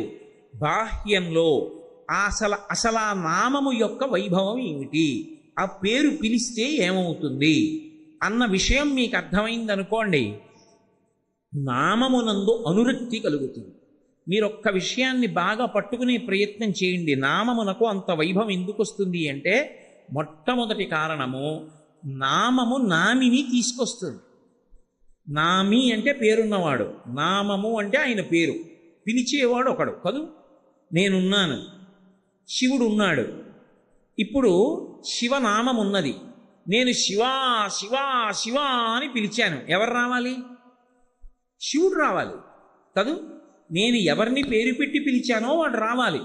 నేను ఆర్తితో భక్తితో పిలవాలనుకున్నప్పుడు నామము కన్నా తేలిగ్గా ఉన్నది ఇంకోటి ఉందా? అప్పుడు స్వరంతో వేదమంత్రం చెప్పు అన్నాను అనుకోండి, ఎంతమంది చెప్తారు? ఎంతమందికి వస్తుంది స్వరంతో వేదమంత్రం చెప్పడం? సాధ్యం కాదు. ఓ పద్యం చెప్పు, ఎంతమంది చెప్తారు? సాధ్యం కాదు. ఒక దండకం చెప్పు, ఎంతమంది చెప్తారు? సాధ్యం కాదు. ఒక్క చరణం చెప్పు ఒక పాటలో, చెప్పలేడు. పోనీ అసలు దానికి అనుపల్లవి చెప్పు చాలు, చెప్పలేడు. ఒక నామం చెప్పు చాలు అన్నాను అనుకోండి, ఏ ఒత్తు లేదు. ఏదో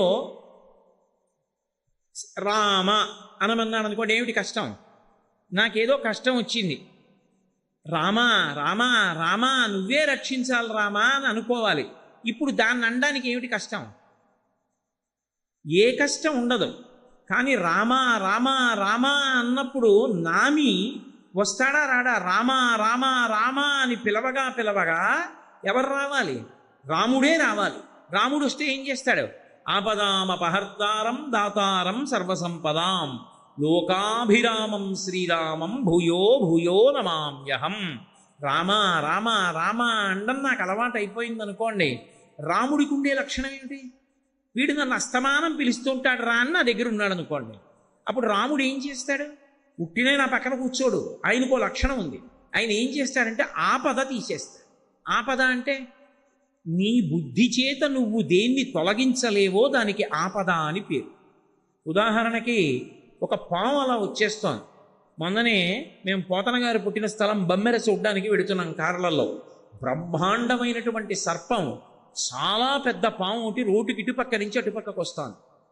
అంత పెద్ద పాముని, బహుశా అది నాగుపామో త్రాచుపామో, దాన్ని కారు తొక్కేస్తే లేనిపోని ఇబ్బంది కలుగుతుంది. అంతటి మహాసర్పాన్ని ఎందుకు తొక్కేయాలని కారుని అకస్మాత్తుగా ఆపాడు ఆ వాహనానికి చోదకుడు.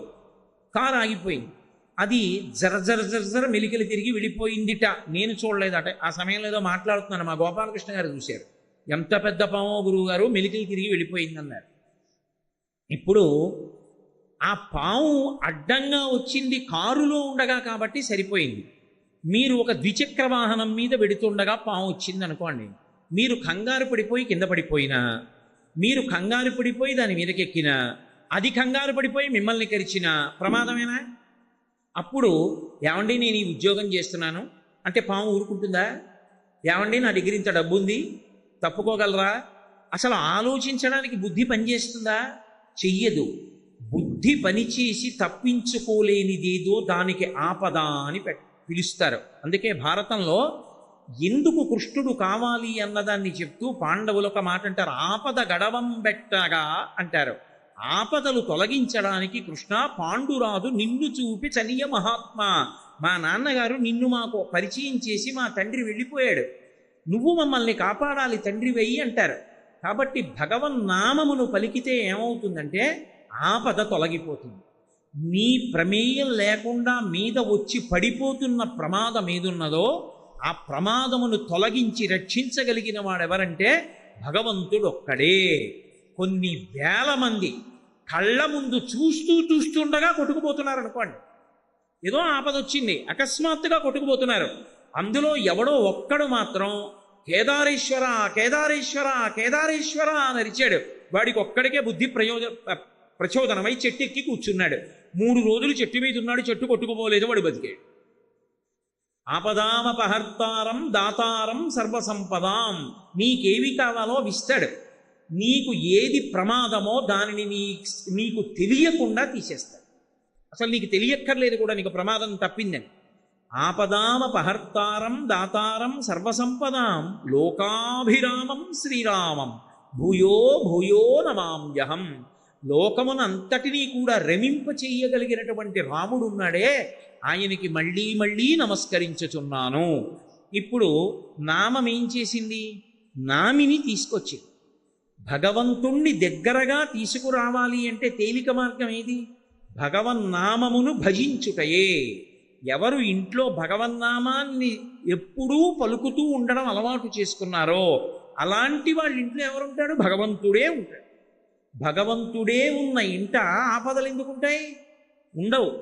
ఆ ఇంట అందరూ ప్రశాంతంగా ఉంటారు. అందుకే పూర్వం చూడండి, పల్లెటూళ్ళల్లో ఆ ఇంటి యజమానులు వాళ్ళు ఏమీ తెలియని అమాయకులైన రైతులైనా కూడా ఎప్పుడు భగవన్నామాన్ని పలుకుతూ ఉండేవారు. రామనామమో శివనామమో హరే రామ రామ రామ హరే హరే హరే కృష్ణ కృష్ణ కృష్ణ హరే హరేయో ఏదో ఒకటి పలుకుతుండేవారు. ఆఖరికి నా చిన్నతనంలో నాకు బాగా గుర్తు, ఎప్పుడైనా సరే శాలువా తీసుకొచ్చి ఒంటి మీద కప్పుకుంటే దాని అంచు మీద ఈ భగవన్నామాలు రాసేవారు. హరే రామ రామ రామ హరే హరే అనో, లేకపోతే శివ శివ శంకర శివ శివ శంకర శివ శివ శంకర అని రాసి ఉండేది. ఎందుకో తెలుసా? నేను కప్పు కూర్చున్నాను అనుకోండి, నా వెనకాల కూర్చున్నవాడు హరే రామ రామ రామ హరే హరే అని చదువుతాడు. ఎందుకని? అక్షరం జ్ఞానం ఉన్నవాడికి అది అలవాటు. నేను వచ్చి ఇలా కూర్చున్నాను అనుకోండి, ఇలా చూస్తే అక్కడ నిశ్శబ్దమును పాటించము అని ఒక బోర్డు ఉందనుకోండి, అక్షరాలు వచ్చు కాబట్టి నా ప్రమేయం లేకుండా అది చదువుతాను. నేను నా ఉత్తరీయం మీద అది ఉందనుకోండి, నేను ఎక్కడికెడితే ఉత్తరీయం వేసుకుంటానో చొక్కా బనిని తీసి పూజకి పెడితే, పూజకి వెళ్ళి నేను భగవన్నామాలు ఉన్నటువంటి ఉత్తరీయం కప్పుకున్నాను అనుకోండి, నా వెనక ఉన్నవాడికి అది ప్రయోజనం అవుతుంది. నా వెనక కూర్చున్నవాడు ఉత్తరీయం మీద చూసి శివ శివ శంకర శివ శివ శంకర శివ శివ శంకర హర హర శంకర అని చదువుతాడు. లేకపోతే హరే రామ రామ రామ హరే హరే అని చదువుతాడు. నామమును అవతల వారి చేత పలికించడానికి ఉపయుక్తమైనటువంటి సాధనములను మాత్రమే వాడుతుండేవారు. ఎక్కడ చూసినా భగవన్నామాన్ని చదవడానికి వీలైనటువంటి సంకీర్తనకి సంబంధించినటువంటి సూచనలతో కూడుకున్నటువంటి ఫలకాల్ని అమరుస్తుండేవారు. ఎందుకని అంటే అప్పుడు భగవన్నామాన్ని పలుకుతారని. నా చిన్నతనంలో నాకు బాగా గుర్తు, ఆఖరికి ప్రభుత్వ వాహనాలలో కూడా భగవన్నామమును స్మరించండి అని ఉండి హరే రామ రామ రామ హరే హరే లోపల రాసి ఉండేది. ఎక్కినవాడు ఏదో ఒకటి చదువుతూ ఉంటాడు కాబట్టి లోయలోకి వెళ్ళిపోవలసి ఉన్నా కూడా ఆ సమయానికి బ్రేకులు పట్టి బస్సు డ్రైవర్కి చాకచక్యం అబ్బి అందరూ సురక్షితంగా ఉండేవారు. కాబట్టి ఎక్కడ చూసినా నామం పలకడానికి అవకాశం కల్పించేవారు. ఇంట్లో ఉన్న వాళ్ళందరూ ఎప్పుడూ పెద్దలు నామం పలికేవారు. నామమును పలికితే నామి వస్తాడు. కోటేశ్వరరావు గారు అని పిలిస్తే ఏమండి ఒక్కసారి రండి అంటే నేను ఎలా వస్తానో అలా ఒక్కసారి రండి అని కూడా అనక్కర్లేదు. కోటేశ్వరారు కోటేశ్వరారు కోటేశ్వరారు అని అరిచారనుకోండి, నేనేం చేస్తాను? ఏమిటండి అలా పిలుస్తున్నారు అంటాను. నేను ఎలా అంటున్నానో అంతకన్నా తేలికగా భగవంతుడు అంటాడా? అండా కరుణామయుడు. కాబట్టి భగవంతుణ్ణి తెచ్చుకోవడానికి తేలిక మార్గము భగవన్నామ సంకీర్తనమే. నామమును తీసుకొస్తుంది. 2, భగవన్నామమును పలికినటువంటి కారణం చేత సమస్త పాప రాశి ధ్వంసమవుతుంది. వశిష్ఠుడు అమాయకుడై దశరథ మహారాజు గారికి పుట్టినటువంటి పెద్ద కొడుక్కి రామ అని పేరు ఉంచాడా? అదేదో సరదాగా ఉంటుందండి, ఆ పేరు పలకడానికి ఏదో కొత్తతనంగా ఉందండి అని పెట్టాడు ఆ పేరు. అందుకు పెట్టలేదు. ఎందుకు పెట్టాడంటే ఆయన బ్రహ్మర్షి. ఆయన దాన్ని మహదవకాశంగా తీసుకున్నాడు. నేను ఇప్పుడు ఈ పిల్లవాడికి ఏ పేరు ఉంచుతానో, ఈయన కథ చదువుకున్నా, ఈయన గురించి తెలుసుకున్నా, ఈయన పేరు పలకడం మీద లోకానికి అంతటికీ కూడా అనురక్తి ఏర్పడుతుంది. ఎటువంటి నామాన్ని తీసుకొచ్చి పెట్టాడు అంటే అదేం సామాన్యమైన విషయం పెట్టలేదు. ఆయన అష్టాక్షరీ మహామంత్రానికి ప్రాణప్రదమై జీవమైనటువంటి అక్షరము రా.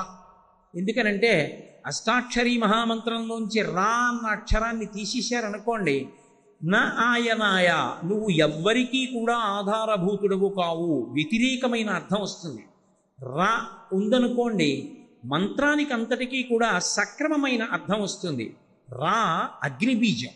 సంస్కృతంలో ఒక్కొక్క అక్షరమునందు ఒక్కొక్క శక్తి ఉంటుంది. ఆ అక్షరాన్ని మీరు నాలుక మీద పలుకుతున్నారనుకోండి, అది విస్ఫోటనమవుతుంది, పగులుతుంది. అది మీరు చూడండి, కొన్ని మాత్రలు ఉంటాయి, వాటిని నాలుక మీద పెట్టుకుంటే వెంటనే మంచినీళ్ళు అక్కర్లేదు, కరిగిపోయి లోపలికి వెళ్ళిపోతాయి. ఒక్కొక్క మాత్ర ఉందనుకోండి, కొంచెం పెద్దది ఉంటుంది, నీటి సహాయం తీసుకుని నీటితో గుటక వేసి లోపలికి పుచ్చుకోవలసి ఉంటుంది. ఇప్పుడు మీరు ఏ మాత్ర పుచ్చుకున్నారో ఆ మాత్ర లోపలికి వెళ్ళి అలా ఉండిపోతుందా? ఉండదు, అది కరిగిపోతుంది.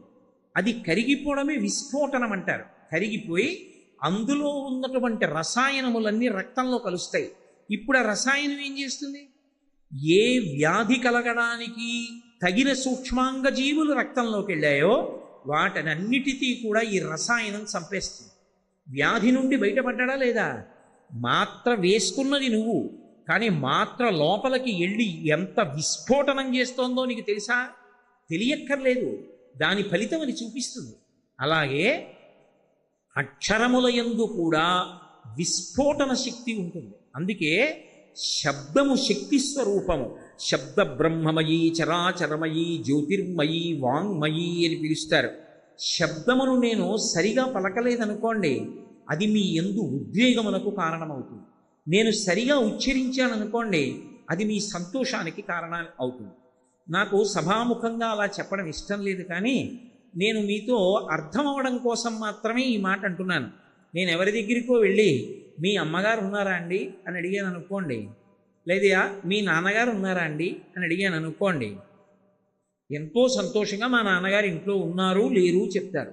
మీ అమ్మగారి మొగుడు ఉన్నాడా అండి అని నేను అడిగాను అనుకోండి, ఇప్పుడు మీ నాన్నగారు ఉన్నారా అండి అనే నేను అడిగాను, అందులో తప్పేం లేదు. కానీ మీ అమ్మగారి మొగుడు ఉన్నారా అండి అని నేను అడిగాను అనుకోండి, బుద్ధి ఉందా నీకు, మాట్లాడటం వచ్చా అని అడుగుతారు.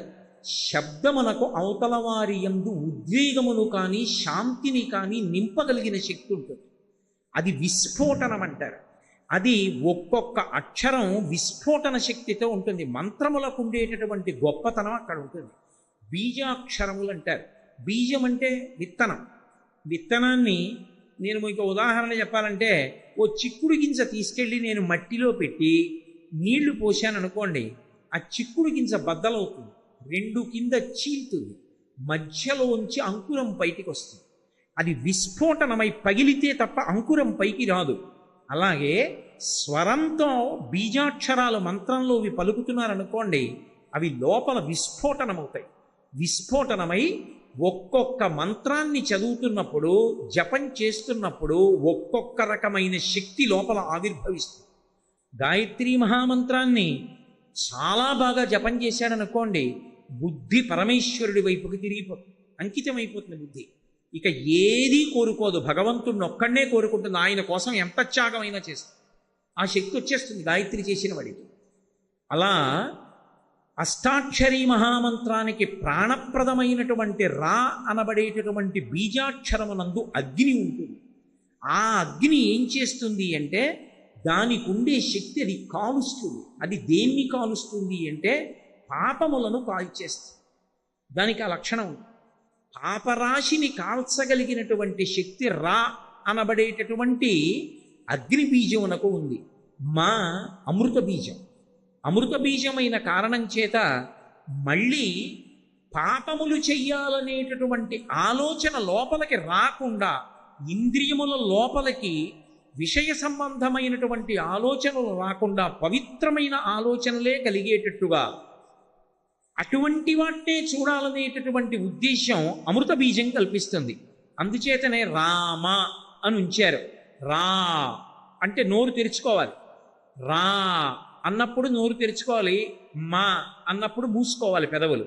రా అంటే తెరుచుకున్నప్పుడు పాపములు కాలిపోయి బయటికి వెళ్ళిపోతాయి. మా అన్నప్పుడు అమృత బీజం కాబట్టి కవాట మూసుకుపోతుంది. మూసుకుపోయి మళ్ళీ పాపములు లోపలికి వెళ్లకుండా కాపాడుతుంది. కాబట్టి రామ దేని కొరకు ఇచ్చారు వశిష్ఠ మహర్షి? పాపరాశి ధ్వంసం చేసుకుని కలియుగం వస్తోంది కాబట్టి, ద్వాపర యుగంలో ఇంకొక పాదం పోతోంది కాబట్టి ధర్మానికి, తరువాత వచ్చే కలియుగం ఇంకా ప్రమాదం కాబట్టి భగవన్నామాన్ని పట్టుకుని అందరూ తరించడానికి వీలుగా శ్రీరామనామాన్ని పెద్ద కొడుకు అయినటువంటి రామచంద్రమూర్తికి ఉంచారు. ఇప్పుడు ఏ పని చేస్తున్నా రామ రామ రామ రామ రామ రామ రామ అండం అలవాటు అయిందనుకోండి, అలా అలవాటైనటువంటి ఆ ఒక్క అలవాటు చాలు, వాడు తరించిపోతాడు. వాడు ప్రాణోత్క్రమణ సమయాన్ని పొందుతుంటే నిశ్చయాత్మకంగా, అందులో మీకేమీ అనుమానం అక్కర్లేదు, ఎన్నో సంఘటనలు ఉన్నాయి అటువంటివి, ఖచ్చితంగా రామచంద్ర ప్రభువు వచ్చి దర్శనం చేసి వాడిని తీసుకెడతాడు, దర్శనమిచ్చి తీసుకెడతాడు.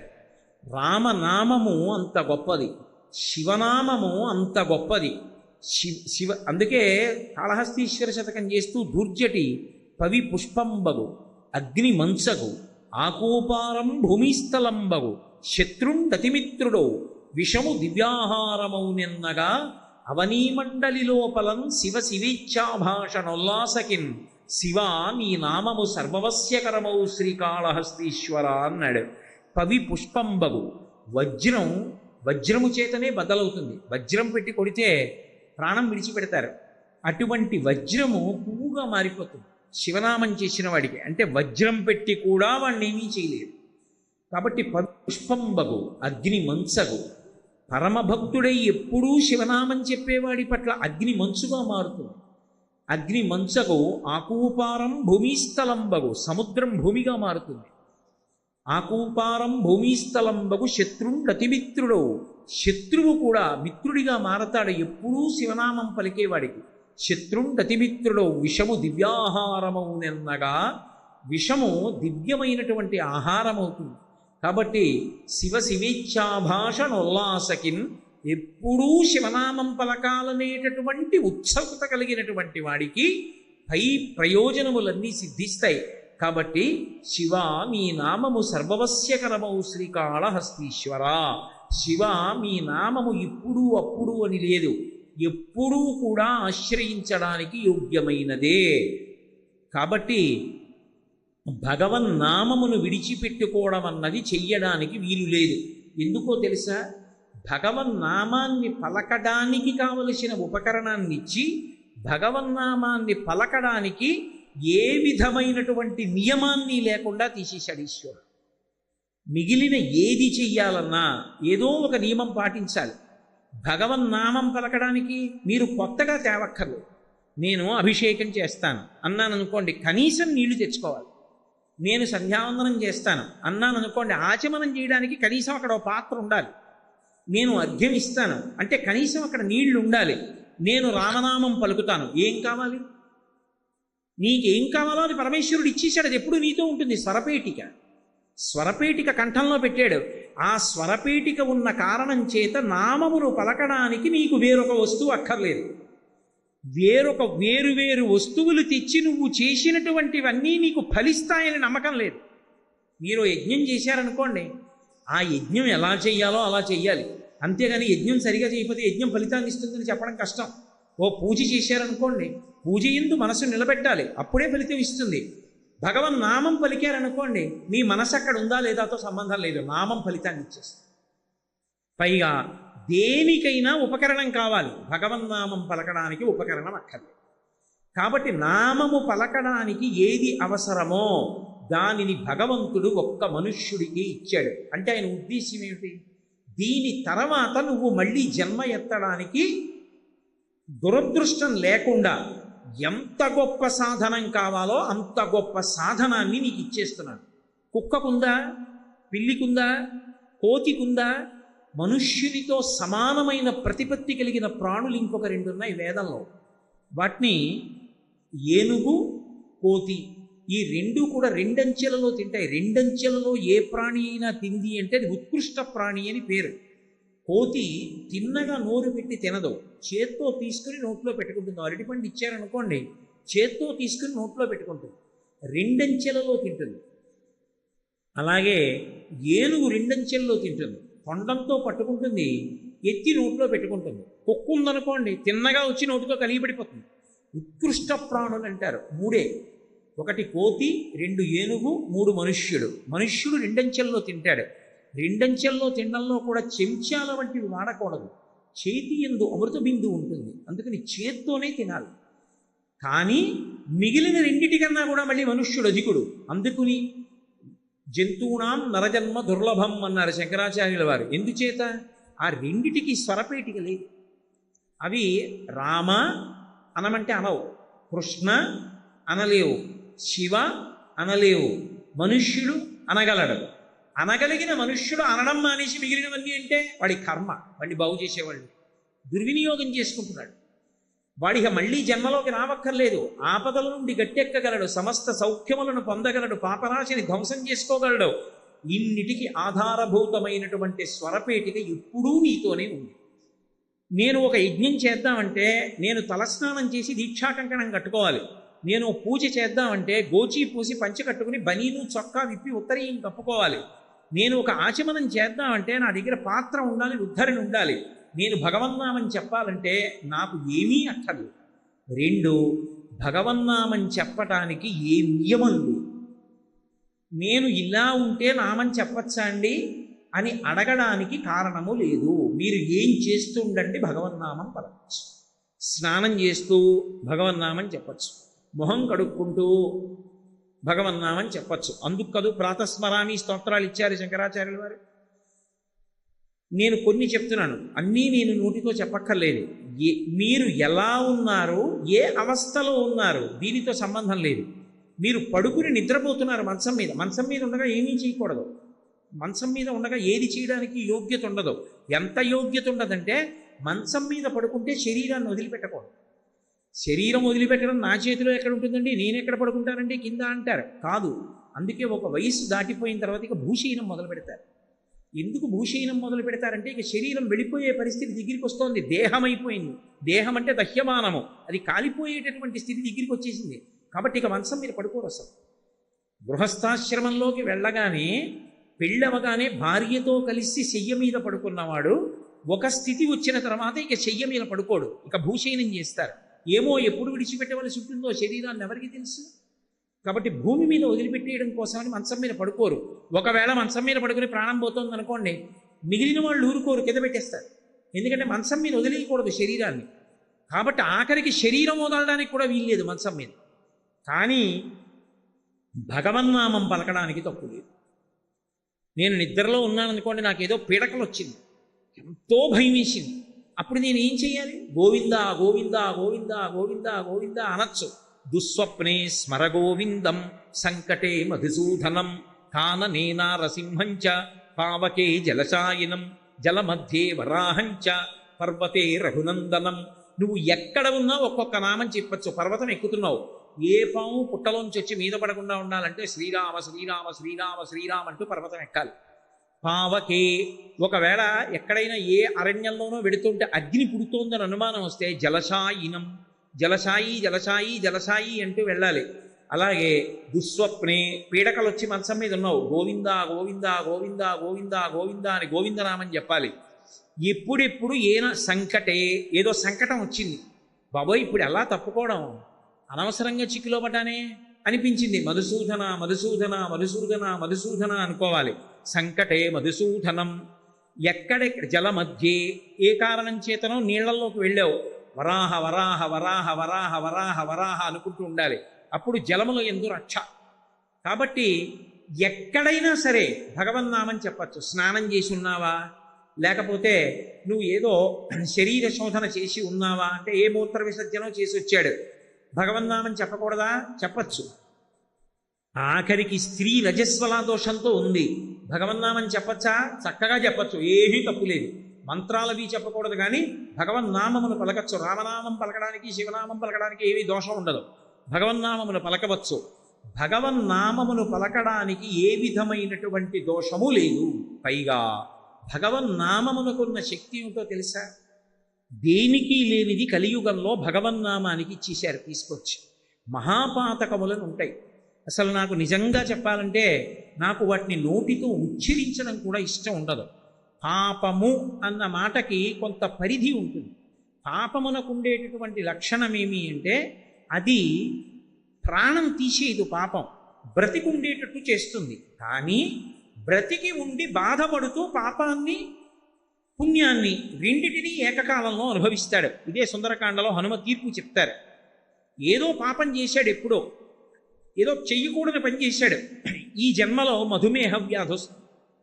ఇప్పుడు ప్రాణం ఏం పోదు, హాయిగా ఉపన్యాసం చెప్పచ్చు, హాయిగా భగవన్నామ సంకీర్తనం చేయొచ్చు, హాయిగా పూజ చేసుకోవచ్చు. కానీ ఎప్పుడూ భయం ఉంటుంది. తినకపోతే ప్రమాదం, ఎక్కువ తింటే ప్రమాదం. కాబట్టి తిన్నాడా తినలేదా అన్నట్టుగా తినాలి, తినకుండా ఉండకూడదు. కాబట్టి రెండిటికీ మధ్యలో ఎప్పుడూ బతుకుతూ ఉండాలి.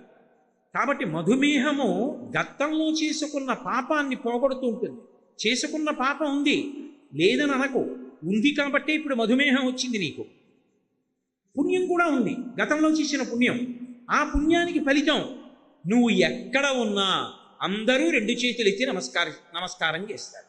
ఇప్పుడు కీర్తి ఉంది, బాధ ఉంది, అవి ఏం చెయ్యవు. పాతకం అనొకటి ఉంటుంది, అవి పంచమహాపాతకములన ఇది ఉంటాయి. అవి ఒక జన్మతో విడిచిపెట్టవు, అవి వాణ్ణొక్కడిని వదిలిపెట్టవు, వాడితో కూడి ఉన్నవాడిని కూడా కాల్చేస్తాయి. జన్మలు కొన్ని వేల జన్మల వరకు వెంటపడి బాధిస్తూ ఉంటాయి. పరమ భయంకరములన్నమాట పంచమహాపాతకములంటే. అసలు వాటి గురించి చెప్పడానికి కూడా ఇష్టం ఉండదు, కానీ ఒక ఉపన్యాసం చెప్పేటప్పుడు తప్పదు కాబట్టి నేను వాటిని ప్రస్తావిస్తున్నాను. అందులో అన్నిటికన్నా ప్రమాదకరమైన పాపం ఏది అంటే బ్రహ్మహత్య, బ్రాహ్మణుణ్ణి చంపేయడం. బ్రహ్మహత్యాపాతకం అంటారు, అందుకని అది పాతకం. బ్రాహ్మణుణ్ణి చంపకూడదు. రావణాసురుణ్ణి రామచంద్ర ప్రభువు చంపవలసి వచ్చింది. ఆయనకి నిజంగా పాపం అంటుకుంటుందా? పరమధర్మాత్ముడు, కానీ ఆయన 3 చోట్ల శివలింగ ప్రతిష్ఠ చేశాడు. ఎందుకు చేశాడో తెలుసా? ఒక్క రావణహత్య కాదు జరిగింది. రావణహత్యలో వీరహత్య అని ఒకటి, ఛాయాహత్య అని ఒకటి, దానితో పాటుగా కీర్తిహత్య అని ఒకటి, 3 హత్యలు జరుగుతాయి. ఒకటి బ్రహ్మహత్య. బ్రహ్మహత్య అంటే విశ్రవసో బ్రహ్మ యొక్క కుమారుడు కాబట్టి బ్రాహ్మణుడు చనిపోయాడు, దోషం వచ్చింది. వీరహత్య, అంతకుముందు ఆయన ఒక్క కార్తవీర్యార్జునుడి చేతిలో ఓడిపోయాడు, వాలి చేతిలో ఓడిపోయాడు. వీళ్ళిద్దరి చేతిలో తప్ప రావణుడు ఎవరి చేతిలో ఓడిపోలా. అలాంటి వాడిని చంపేశాడు.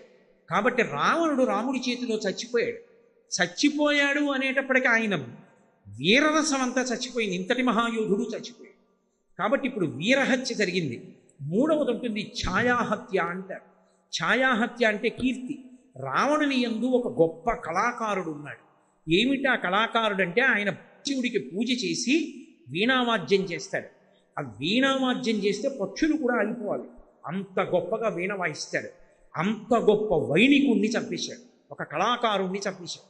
ఇప్పుడు ఒకణ్ణి చంపిన 3 చచ్చిపోయారు. అందులో బ్రహ్మహత్య, వీరహత్య, ఛాయాహత్య అంటారు. 3 చంపడం జరిగింది కాబట్టి ఇప్పుడు ఈ 3 పాతకములు పోవడానికి 3 చోట్ల శివలింగ ప్రతిష్ఠ చేశాడు. రామేశ్వరంలో ఒక శివలింగాన్ని పెట్టాడు, వైదీశ్వరంలో ఒక శివలింగాన్ని పెట్టాడు, అలాగే మూడవది వేరొక చోట ఇంకొక శివలింగాన్ని ప్రతిష్ఠ చేశాడు. 3 శివలింగాల్ని ప్రతిష్ఠ చేసినటువంటి కారణం చేత 3 రకములైన హత్యలు ఒక్కడిని చేస్తే పోయి. రాముడు కాబట్టి చెయ్యగలిగాడు, అందరు ఎలా చేస్తారు? కాబట్టి బ్రహ్మహత్య మహాపాతకం. రెండవది చౌర్యం, అది విశేషించి బంగారాన్ని దొంగిలించడం. అంటే మిగిలినవి దొంగిలించచ్చన్న ఉద్దేశం కాదు, బంగారం జోలికి ఎప్పుడూ వెళ్ళకూడదు, దొరికినా ముట్టుకోకూడదు. అందుకే దానం చేసినప్పుడు బంగారం ఎంత గొప్పదో, దొంగిలించినప్పుడు బంగారం అంత భయంకరమైంది. దానం చేశారనుకోండి, పరమయోగ్యుడైనటువంటి వ్యక్తి దొరికి దానం చేస్తే ఎవడు బంగారం దానం చేశాడో వాడి జీవుడి ఖాతాలో అంత పుణ్యం వచ్చి పడిపోతుంది.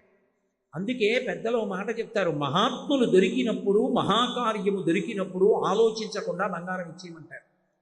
ఒకప్పుడు చంద్రశేఖరేంద్ర సరస్వతి మహాస్వామి వారు కామాక్షి పరదేవత యొక్క దేవాలయం పైన ఉన్నటువంటి కలశాలన్నీ కూడా బంగారు తాపడం చేయాలనుకున్నారు. అడిగిపోయాడు శ్రీకార్యం. దేవాలయానికి కుంభాభిషేకం చేయడానికి డబ్బు లేదు, ఇప్పుడు కలశలకు ఎక్కడి నుంచి వస్తుందన్నారు. మహాస్వామి వారు బయటికి వచ్చి సత్యదండం పట్టుకుని నిలబడి ఇలా చూశారు. ఎందరో ఆడవాళ్ళు నిలబడి ఉన్నారు. ఆయన అన్నారు, అమ్మా కామాక్షీపుర దేవత దేవాలయంకి ఉన్న కలశలకి బంగారు తాపడం చేస్తాను, నీ మెడలో ఉన్న సవరలు ఇవ్వగలవా అని అడిగారు. ఆవిడికి తెలుసు బంగారం ఇవ్వడం అంటే ఏమిటో. అది దొరికే అదృష్టం కాదు. భగవత్ కార్యమునందు ఉత్తముడైనటువంటి బ్రాహ్మణునికి దానం చేసేటప్పుడు స్వర్ణదానం అంత గొప్పది. వెంటనే ఆవిడ తీసి బంగారం పెట్టింది. ఎంత గొప్పదైతే ఆయన అలా అడుగుతారు? ఆయన జన్మలో ఎప్పుడు అడగరు. ఆయన వెంటనే అక్కడ ఉన్న ఆడవాళ్ళు మగవాళ్ళు గాజులు అవి అన్నీ తీసి ఇచ్చేశారు. అందుకే ఎప్పుడైనా పూర్ణాహుతి జరుగుతోందనుకోండి, పెద్దలైన వారు ఏం చేస్తారో తెలుసా? అప్పటికప్పుడు బంగారం దగ్గర లేకపోతే భార్యని ఓ గాజు తీసి ఇచ్చేయమని అందులో వేసేస్తుంటారు. అలా ఎందుకు వేసేస్తారంటే సువర్ణం దానంలో అంత గొప్పది, సువర్ణం దొంగతనంలో అంత ప్రమాదకరం. సువర్ణం దొంగతనం చేశాడనుకోండి, కట్టి కుడిపేస్తుంది కొన్ని జన్మల పాటు. బంగారు దొంగతనం అంత ప్రమాదం. కాబట్టి బంగారమును దొంగిలించుట మహాపాతకం కిందకు వస్తుంది. పాపం కాదు, మహాపాతకం. అలాగే గురువుగారు తన ధర్మపత్నితో కలిసి ఏ మంచం మీద నిద్రపోతూ ఉంటారో ఆ మంచం మీద గురుపత్ని పడుకుని ఉండగా గురువుగారు లేనప్పుడు ఆ మంచం మీద గురుపత్నితో కలిసి పడుకోవడం, అంతకన్నా ఒక్క అక్షరం కూడా ఇక నేను ఎక్కువ మాట్లాడాను. గురుపత్నితో కలిసి మంచం మీద పడుకోవడం. 4వది మధుపానం చేయడం, కళ్ళు సారా ఇలాంటివి తాగడం. ఇవి తాగడం పరమ ప్రమాద హేతు. అది పాతకం అవుతుంది. అది ఈ జన్మతో విడిచిపెట్టదు. అది జన్మజన్మల పాటు బాధ చేస్తుంది. కాబట్టి మధుపానము అంటే కళ్ళు సారా ఇటువంటి మత్తు పదార్థములన్నింటినీ సేవించడం.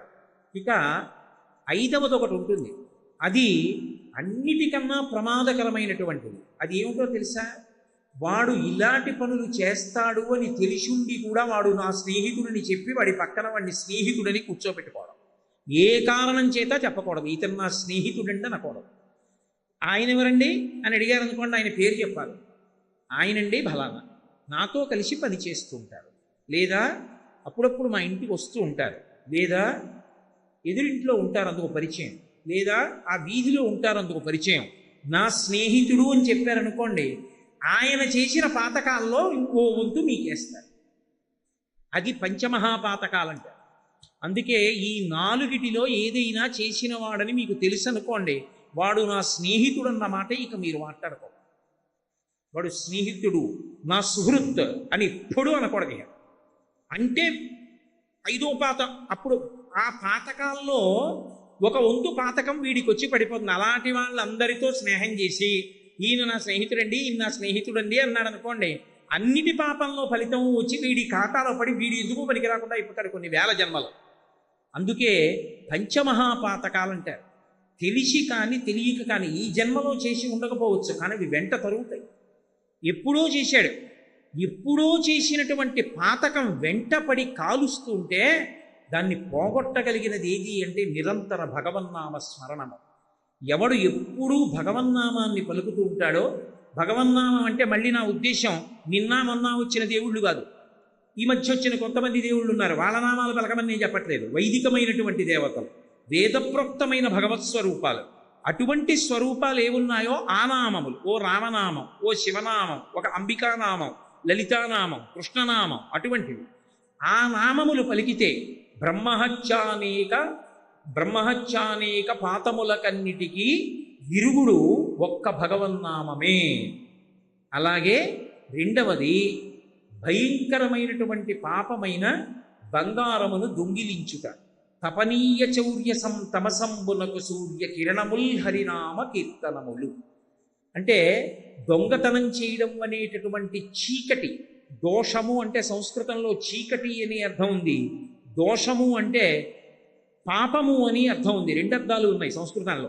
కాబట్టి తపనీయ చౌర్య తమసంబునకు సూర్య కిరణముల్ హరినామ కీర్తనములు. భగవన్నామ సంకీర్తన చేసిన వాడు ఎవరుంటాడో అటువంటి వాడికి దొంగతనం చేసిన, బంగారం దొంగతనం చేసినటువంటి పాతకం కూడా నశిస్తుంది. అలాగే బ్రహ్మహత్యానేక పాపాటములకగ్ని కీలలు హరినామ కీర్తనములు. బ్రహ్మహత్య అనబడేటటువంటి పాతకం ఉందే, అటువంటి అగ్ని, అటువంటి అరణ్యానికి అగ్ని కీల కాల్చేస్తుంది దావానలంలా.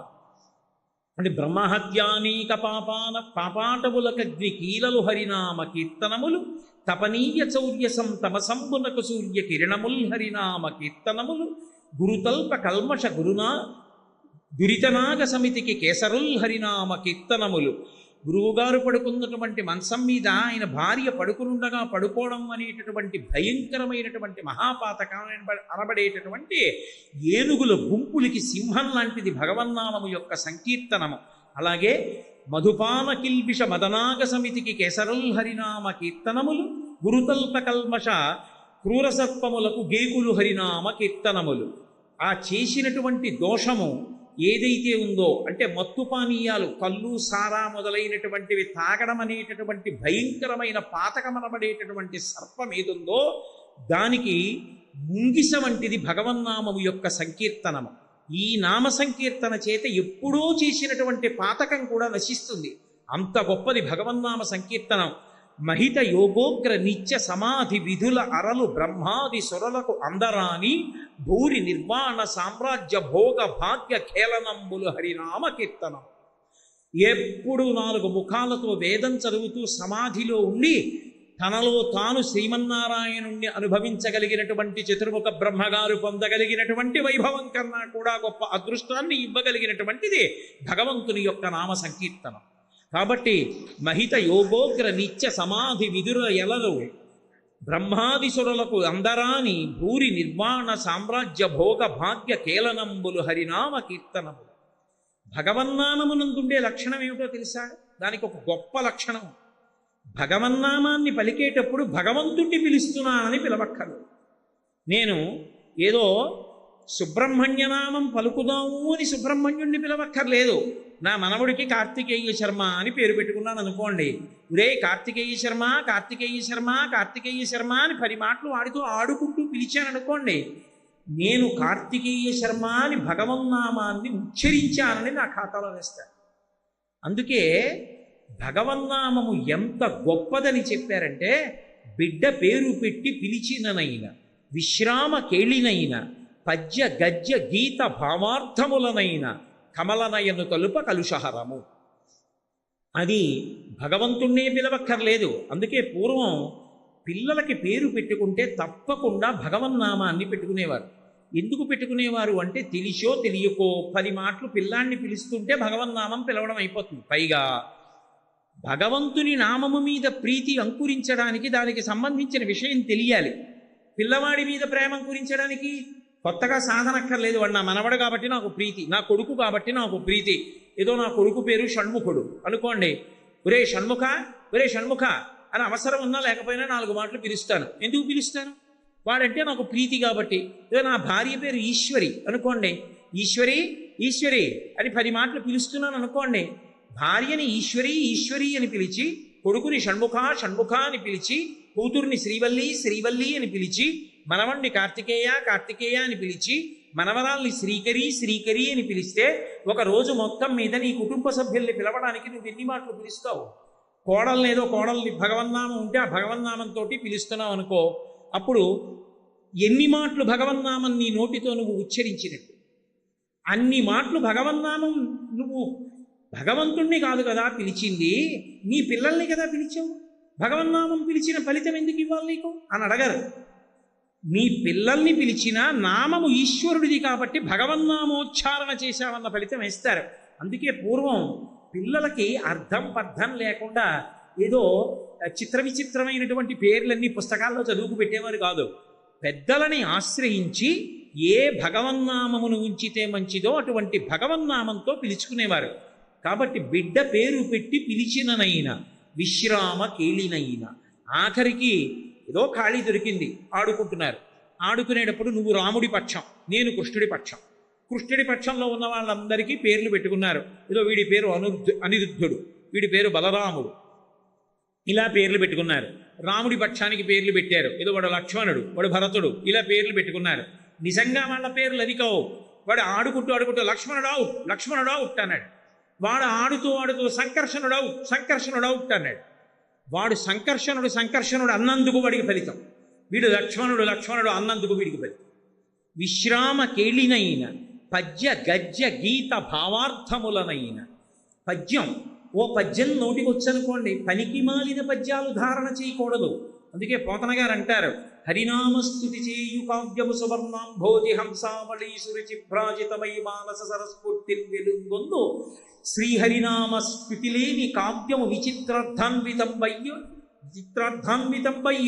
శ్రీకరమయ్యుండదయోగ్య దుర్మదనత్కాకోల కర్తాకృతి అంటారు. మీరు ఎంత గొప్ప పదగుంభనంతో కావ్యరచన చేశారన్న దానితో సంబంధం ఉండదు. అందులో భగవంతుని యొక్క నామస్పర్శ ఉంటే అది చదువుకున్నవాడు అభ్యున్నతిని పొందుతాడు. అది లేకుండా కేవలం పదగుంభనంతో ఉందనుకోండి, దాన్ని చదువుకోవడం వల్ల ఉపయోగం ఉండదు. భగవన్నామము యొక్క కీర్తన కలిగినటువంటి కావ్యము హంసలు వచ్చే మానస సరోవరం లాంటిది. భగవన్నామం లేకుండా ఏదో అర్థం లేకుండా కాసేపు పాడుకోవడానికి చదువుకోవడానికి రచన చేసినటువంటి పద్యాలు ఎటువంటివి అంటే, పిండాలు పెట్టేటటువంటి రేవుకొచ్చే కాకులు ఎటువంటివో అటువంటి పుస్తకాలు. కాబట్టి భగవన్నామమునకు అంత గొప్ప ఉంది. బిడ్డ పేరు పెట్టి పిలిచిననైన విశ్రామ కేళినైన పద్య గద్య గీత. ఏదో గద్య, ఒక గద్య చదువుకున్నాడు ఒక ఆయన. ఆ గద్య నిండా భగవన్నామాలు ఉంటాయి. మా చిన్నతనంలో చదువుతుండేవారు.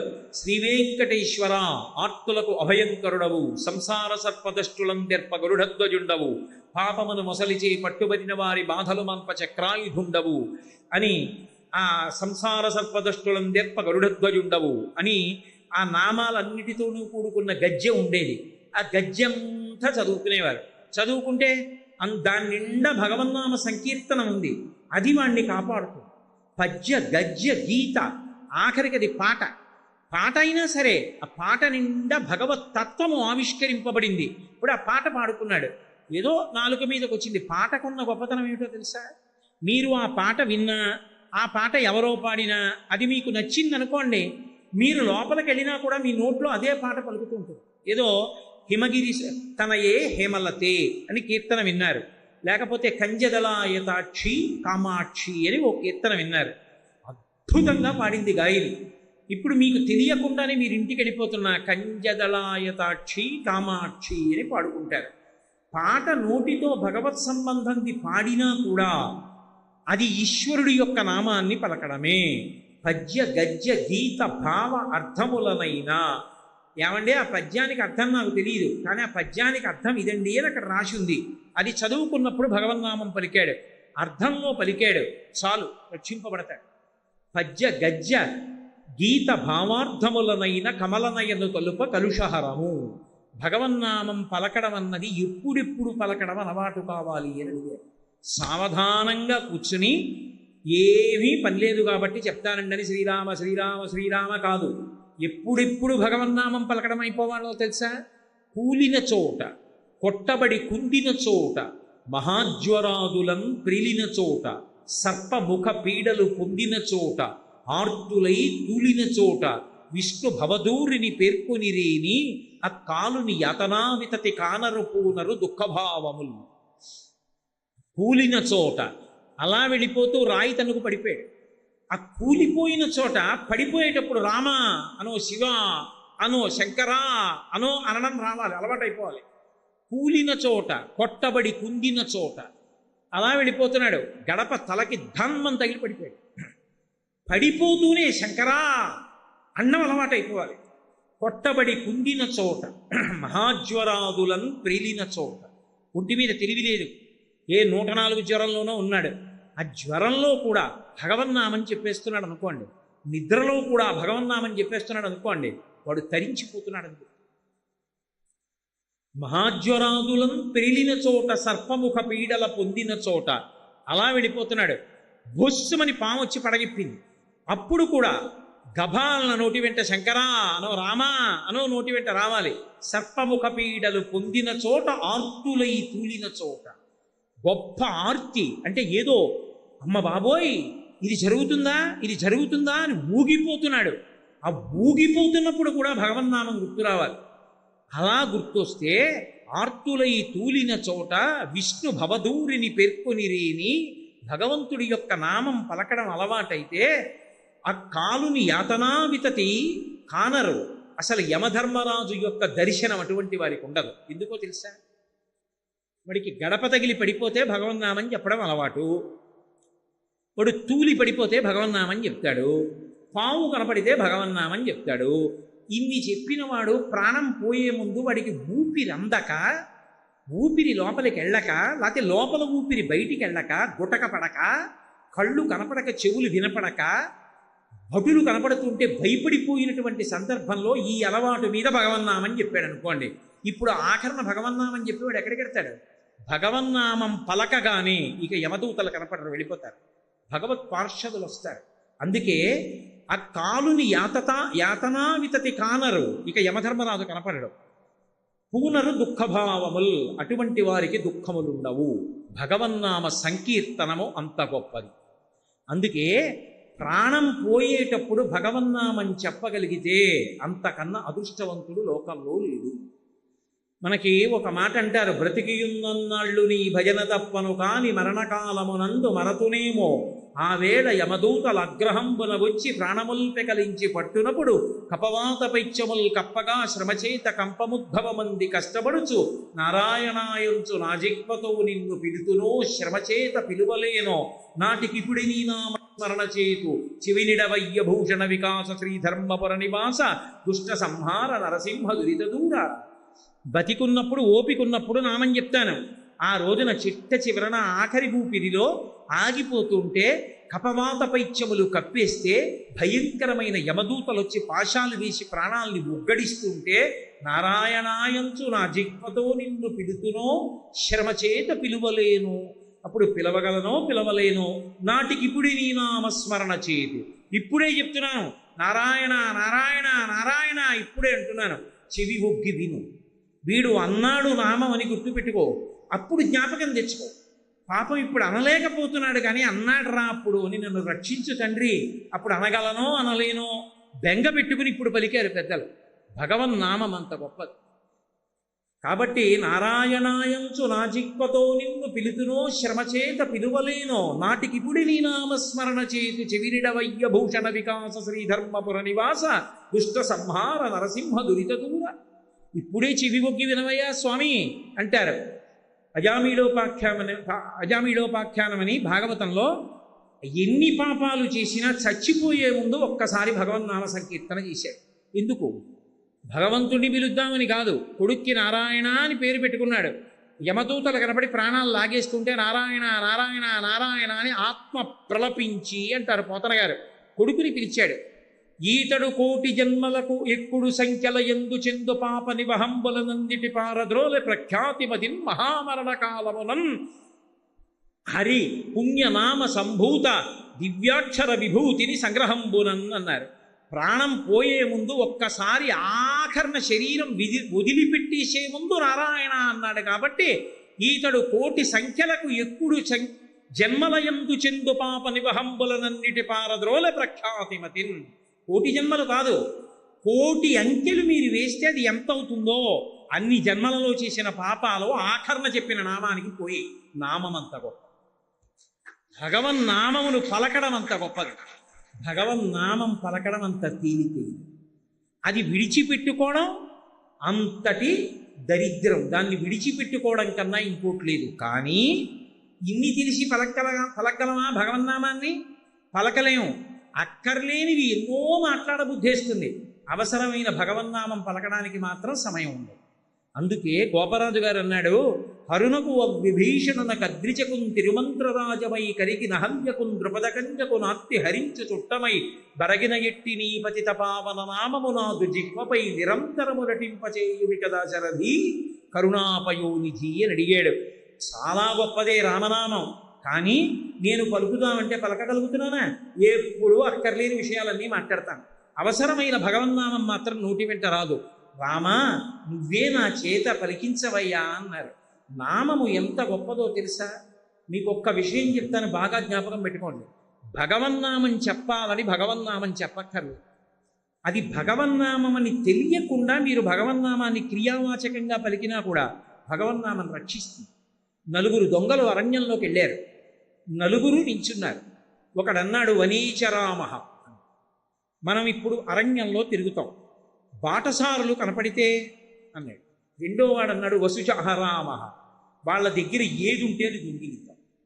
మూడో వాడు అన్నాడు నభయం స్మరామ, అలా దొంగిలించేటప్పుడు మనం భయపడకూడదు అన్నాడు. నాలుగో వాడు అన్నాడు నదంస్తరామ, అయిపోయిన తర్వాత మనం నది దాటి పారిపోదాం అన్నాడు.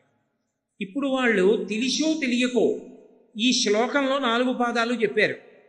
మనీ చరామహ అన్నప్పుడు చరామహ అంటే మనం తిరుగుతాం, క్రియావాచకం. కానీ చివర రామహ, రామ అన్న అక్షరాలు ఉన్నాయి, ఆ తర్వాత ఇంకా వాడేం మాట్లాడలేదు. వసుచ అహరామహ, కనపడ్డ వాళ్ళ దగ్గర దొంగతనం చేద్దాం, చివర రామహ ఉంది. నదంతరామహ, నది దాటుదాం, చివర రామహ, మళ్ళీ రామ ఉంది. మూడోవాడు రామనామని చెప్పాడు. నభయం స్మరామహ, భయం అన్న మాట వద్దు, చివర స్మరామహ, రామ ఉంది. నలుగురు బయలుదేరారు. రాజభటులు వెనక నుంచి చూశారు, బాణాలు విడిచిపెట్టారు. నలుగురి గుండెల్లోనూ వీపులోంచి గుచ్చుకుని ప్రాణం వదిలేశారు. నలుగురు వైకుంఠానికి వెళ్ళిపోయారు. ఎందుకు వెళ్ళిపోయారని అడిగారు. వాళ్ళు చెప్పింది ఏమిటి? మనం అడవిలో తిరుగుదాం, దొంగతనం చేద్దాం, భయం అన్న మాటతో నది దాటి పారిపోదాం. కానీ వాళ్ళు చివర అన్న మాటలలో ఆఖరణ రామహ రామహ రామహ రామహ ఉంది. చివర వాళ్ళు పలికిన మాటలలో రామ ఉంది కాబట్టి వాళ్ళ పాపాలు పోయి అమృత బీజము చేత కవాటములు మూసుకున్నాయి. అందుకని వాళ్ళ పాపం లేదు, వైకుంఠానికి తీసుకెళ్ళిపోమంటారు. ఏమండి, భగవన్నామానికి అంత శక్తి ఉంటుందా? ఏమిటి, తెలియక పలికినా అంత ఫలితాన్ని ఇచ్చేస్తుందా? అని తెలియక తాగేశావు, చంపడం మానేస్తుందా? అగ్నిహోత్రం అని తెలియక ముట్టుకున్నావు, కాల్చేయడం మానేస్తుందా? ఊబి అని తెలియక దిగబడ్డావు, కూరుకుపోవడం మానేస్తుందా? భగవన్నామము అని తెలియక పలికినా కూడా అది దాని అమృతత్వాన్ని ప్రసరించేస్తుంది. నామము నామమే. అందుకే ఈశ్వర నామాన్ని పలకడం కన్నా భగవన్నామ సంకీర్తనం చేయడం కన్నా గొప్పది లేదు. కానీ ఒక్క విషయంలో పొరపాటు పడవద్దు అని చెప్పారు. ఏమిటో తెలుసా? ఇప్పుడెందుకండి భగవన్నామం రిటైర్ అయిపోయిన తర్వాత పలుకుతాం, చచ్చిపోయే ముందు భగవన్నామం చెప్తే సరిపోతుంది కదా అజామీనుడిలాగా అంటావేమో. మితిలేని జగము దాల్చిన అతడొక్కడి మనములోన అనగెడువాడే. ఆయన మితిలేని సమస్త జగములను దాల్చినటువంటి వాడు. గతంలో అభ్యాసం లేకుండా మరణకాలంలో భగవన్నామం ఎందుకు వస్తుంది? రాదు, భయంతో చచ్చిపోతాడు. కాబట్టి ఆ నామాన్ని పలకడం అభ్యాసం చేసుకో. అభ్యాసమునకు తేలిక మార్గం ఇది. భగవన్నామ సంకీర్తనం ఎక్కడ జరుగుతుందో అక్కడికి వెళ్ళు. ప్రయత్నపూర్వకంగా సంకీర్తన జరిగే చోటికి వెళ్ళు. అందుకే ఎక్కడికి వెళ్ళండి భగవన్నామ సంకీర్తన మండలి అని ఉంటుంది. ఏదో లలితా సహస్రనామ సంకీర్తన మండలి, విష్ణు సహస్రనామ సంకీర్తన మండలి, రామనామ సంకీర్తన మండలి, లేదా భగవన్నామ సంకీర్తన మండలి. తెలియనివ్వండి, తెలియకపోనివ్వండి, దేవాలయం ఉన్న చోటికి వెళ్ళి నామం చెప్తే విపరీతమైనటువంటి విశేషం. చక్కగా భగవంతుని యొక్క వాహనం వెడుతున్నప్పుడు ముందు నామం పలుకుతూ వెళ్ళడం, సంకీర్తన చేయడం, నృత్యం చేయడం, దేవాలయంలో కూర్చుని అందరూ కీర్తన చేయడం, ఇది అలవాటు కావాలి. ఆ అలవాటు మనని కాపాడుతుంది. భగవన్నామ వైభవము ఎంత గొప్పదో, ఆ నామముని మన అందరం కూడా ఎందుకు పలకాలో ఇవాళ మీకు ఆ భగవన్నామ వైభవము అన్న విశేషం గురించి నా చేత పరమేశ్వరుడు పలికించినంత మేర పలికాను. మళ్ళీ రేపటి రోజున అత్యంత ముఖ్యమైనటువంటి విషయము ఇంకొకటి నా చేత భగవంతుడు పలికించి నన్ను మిమ్ములను కూడా కృతార్థుడు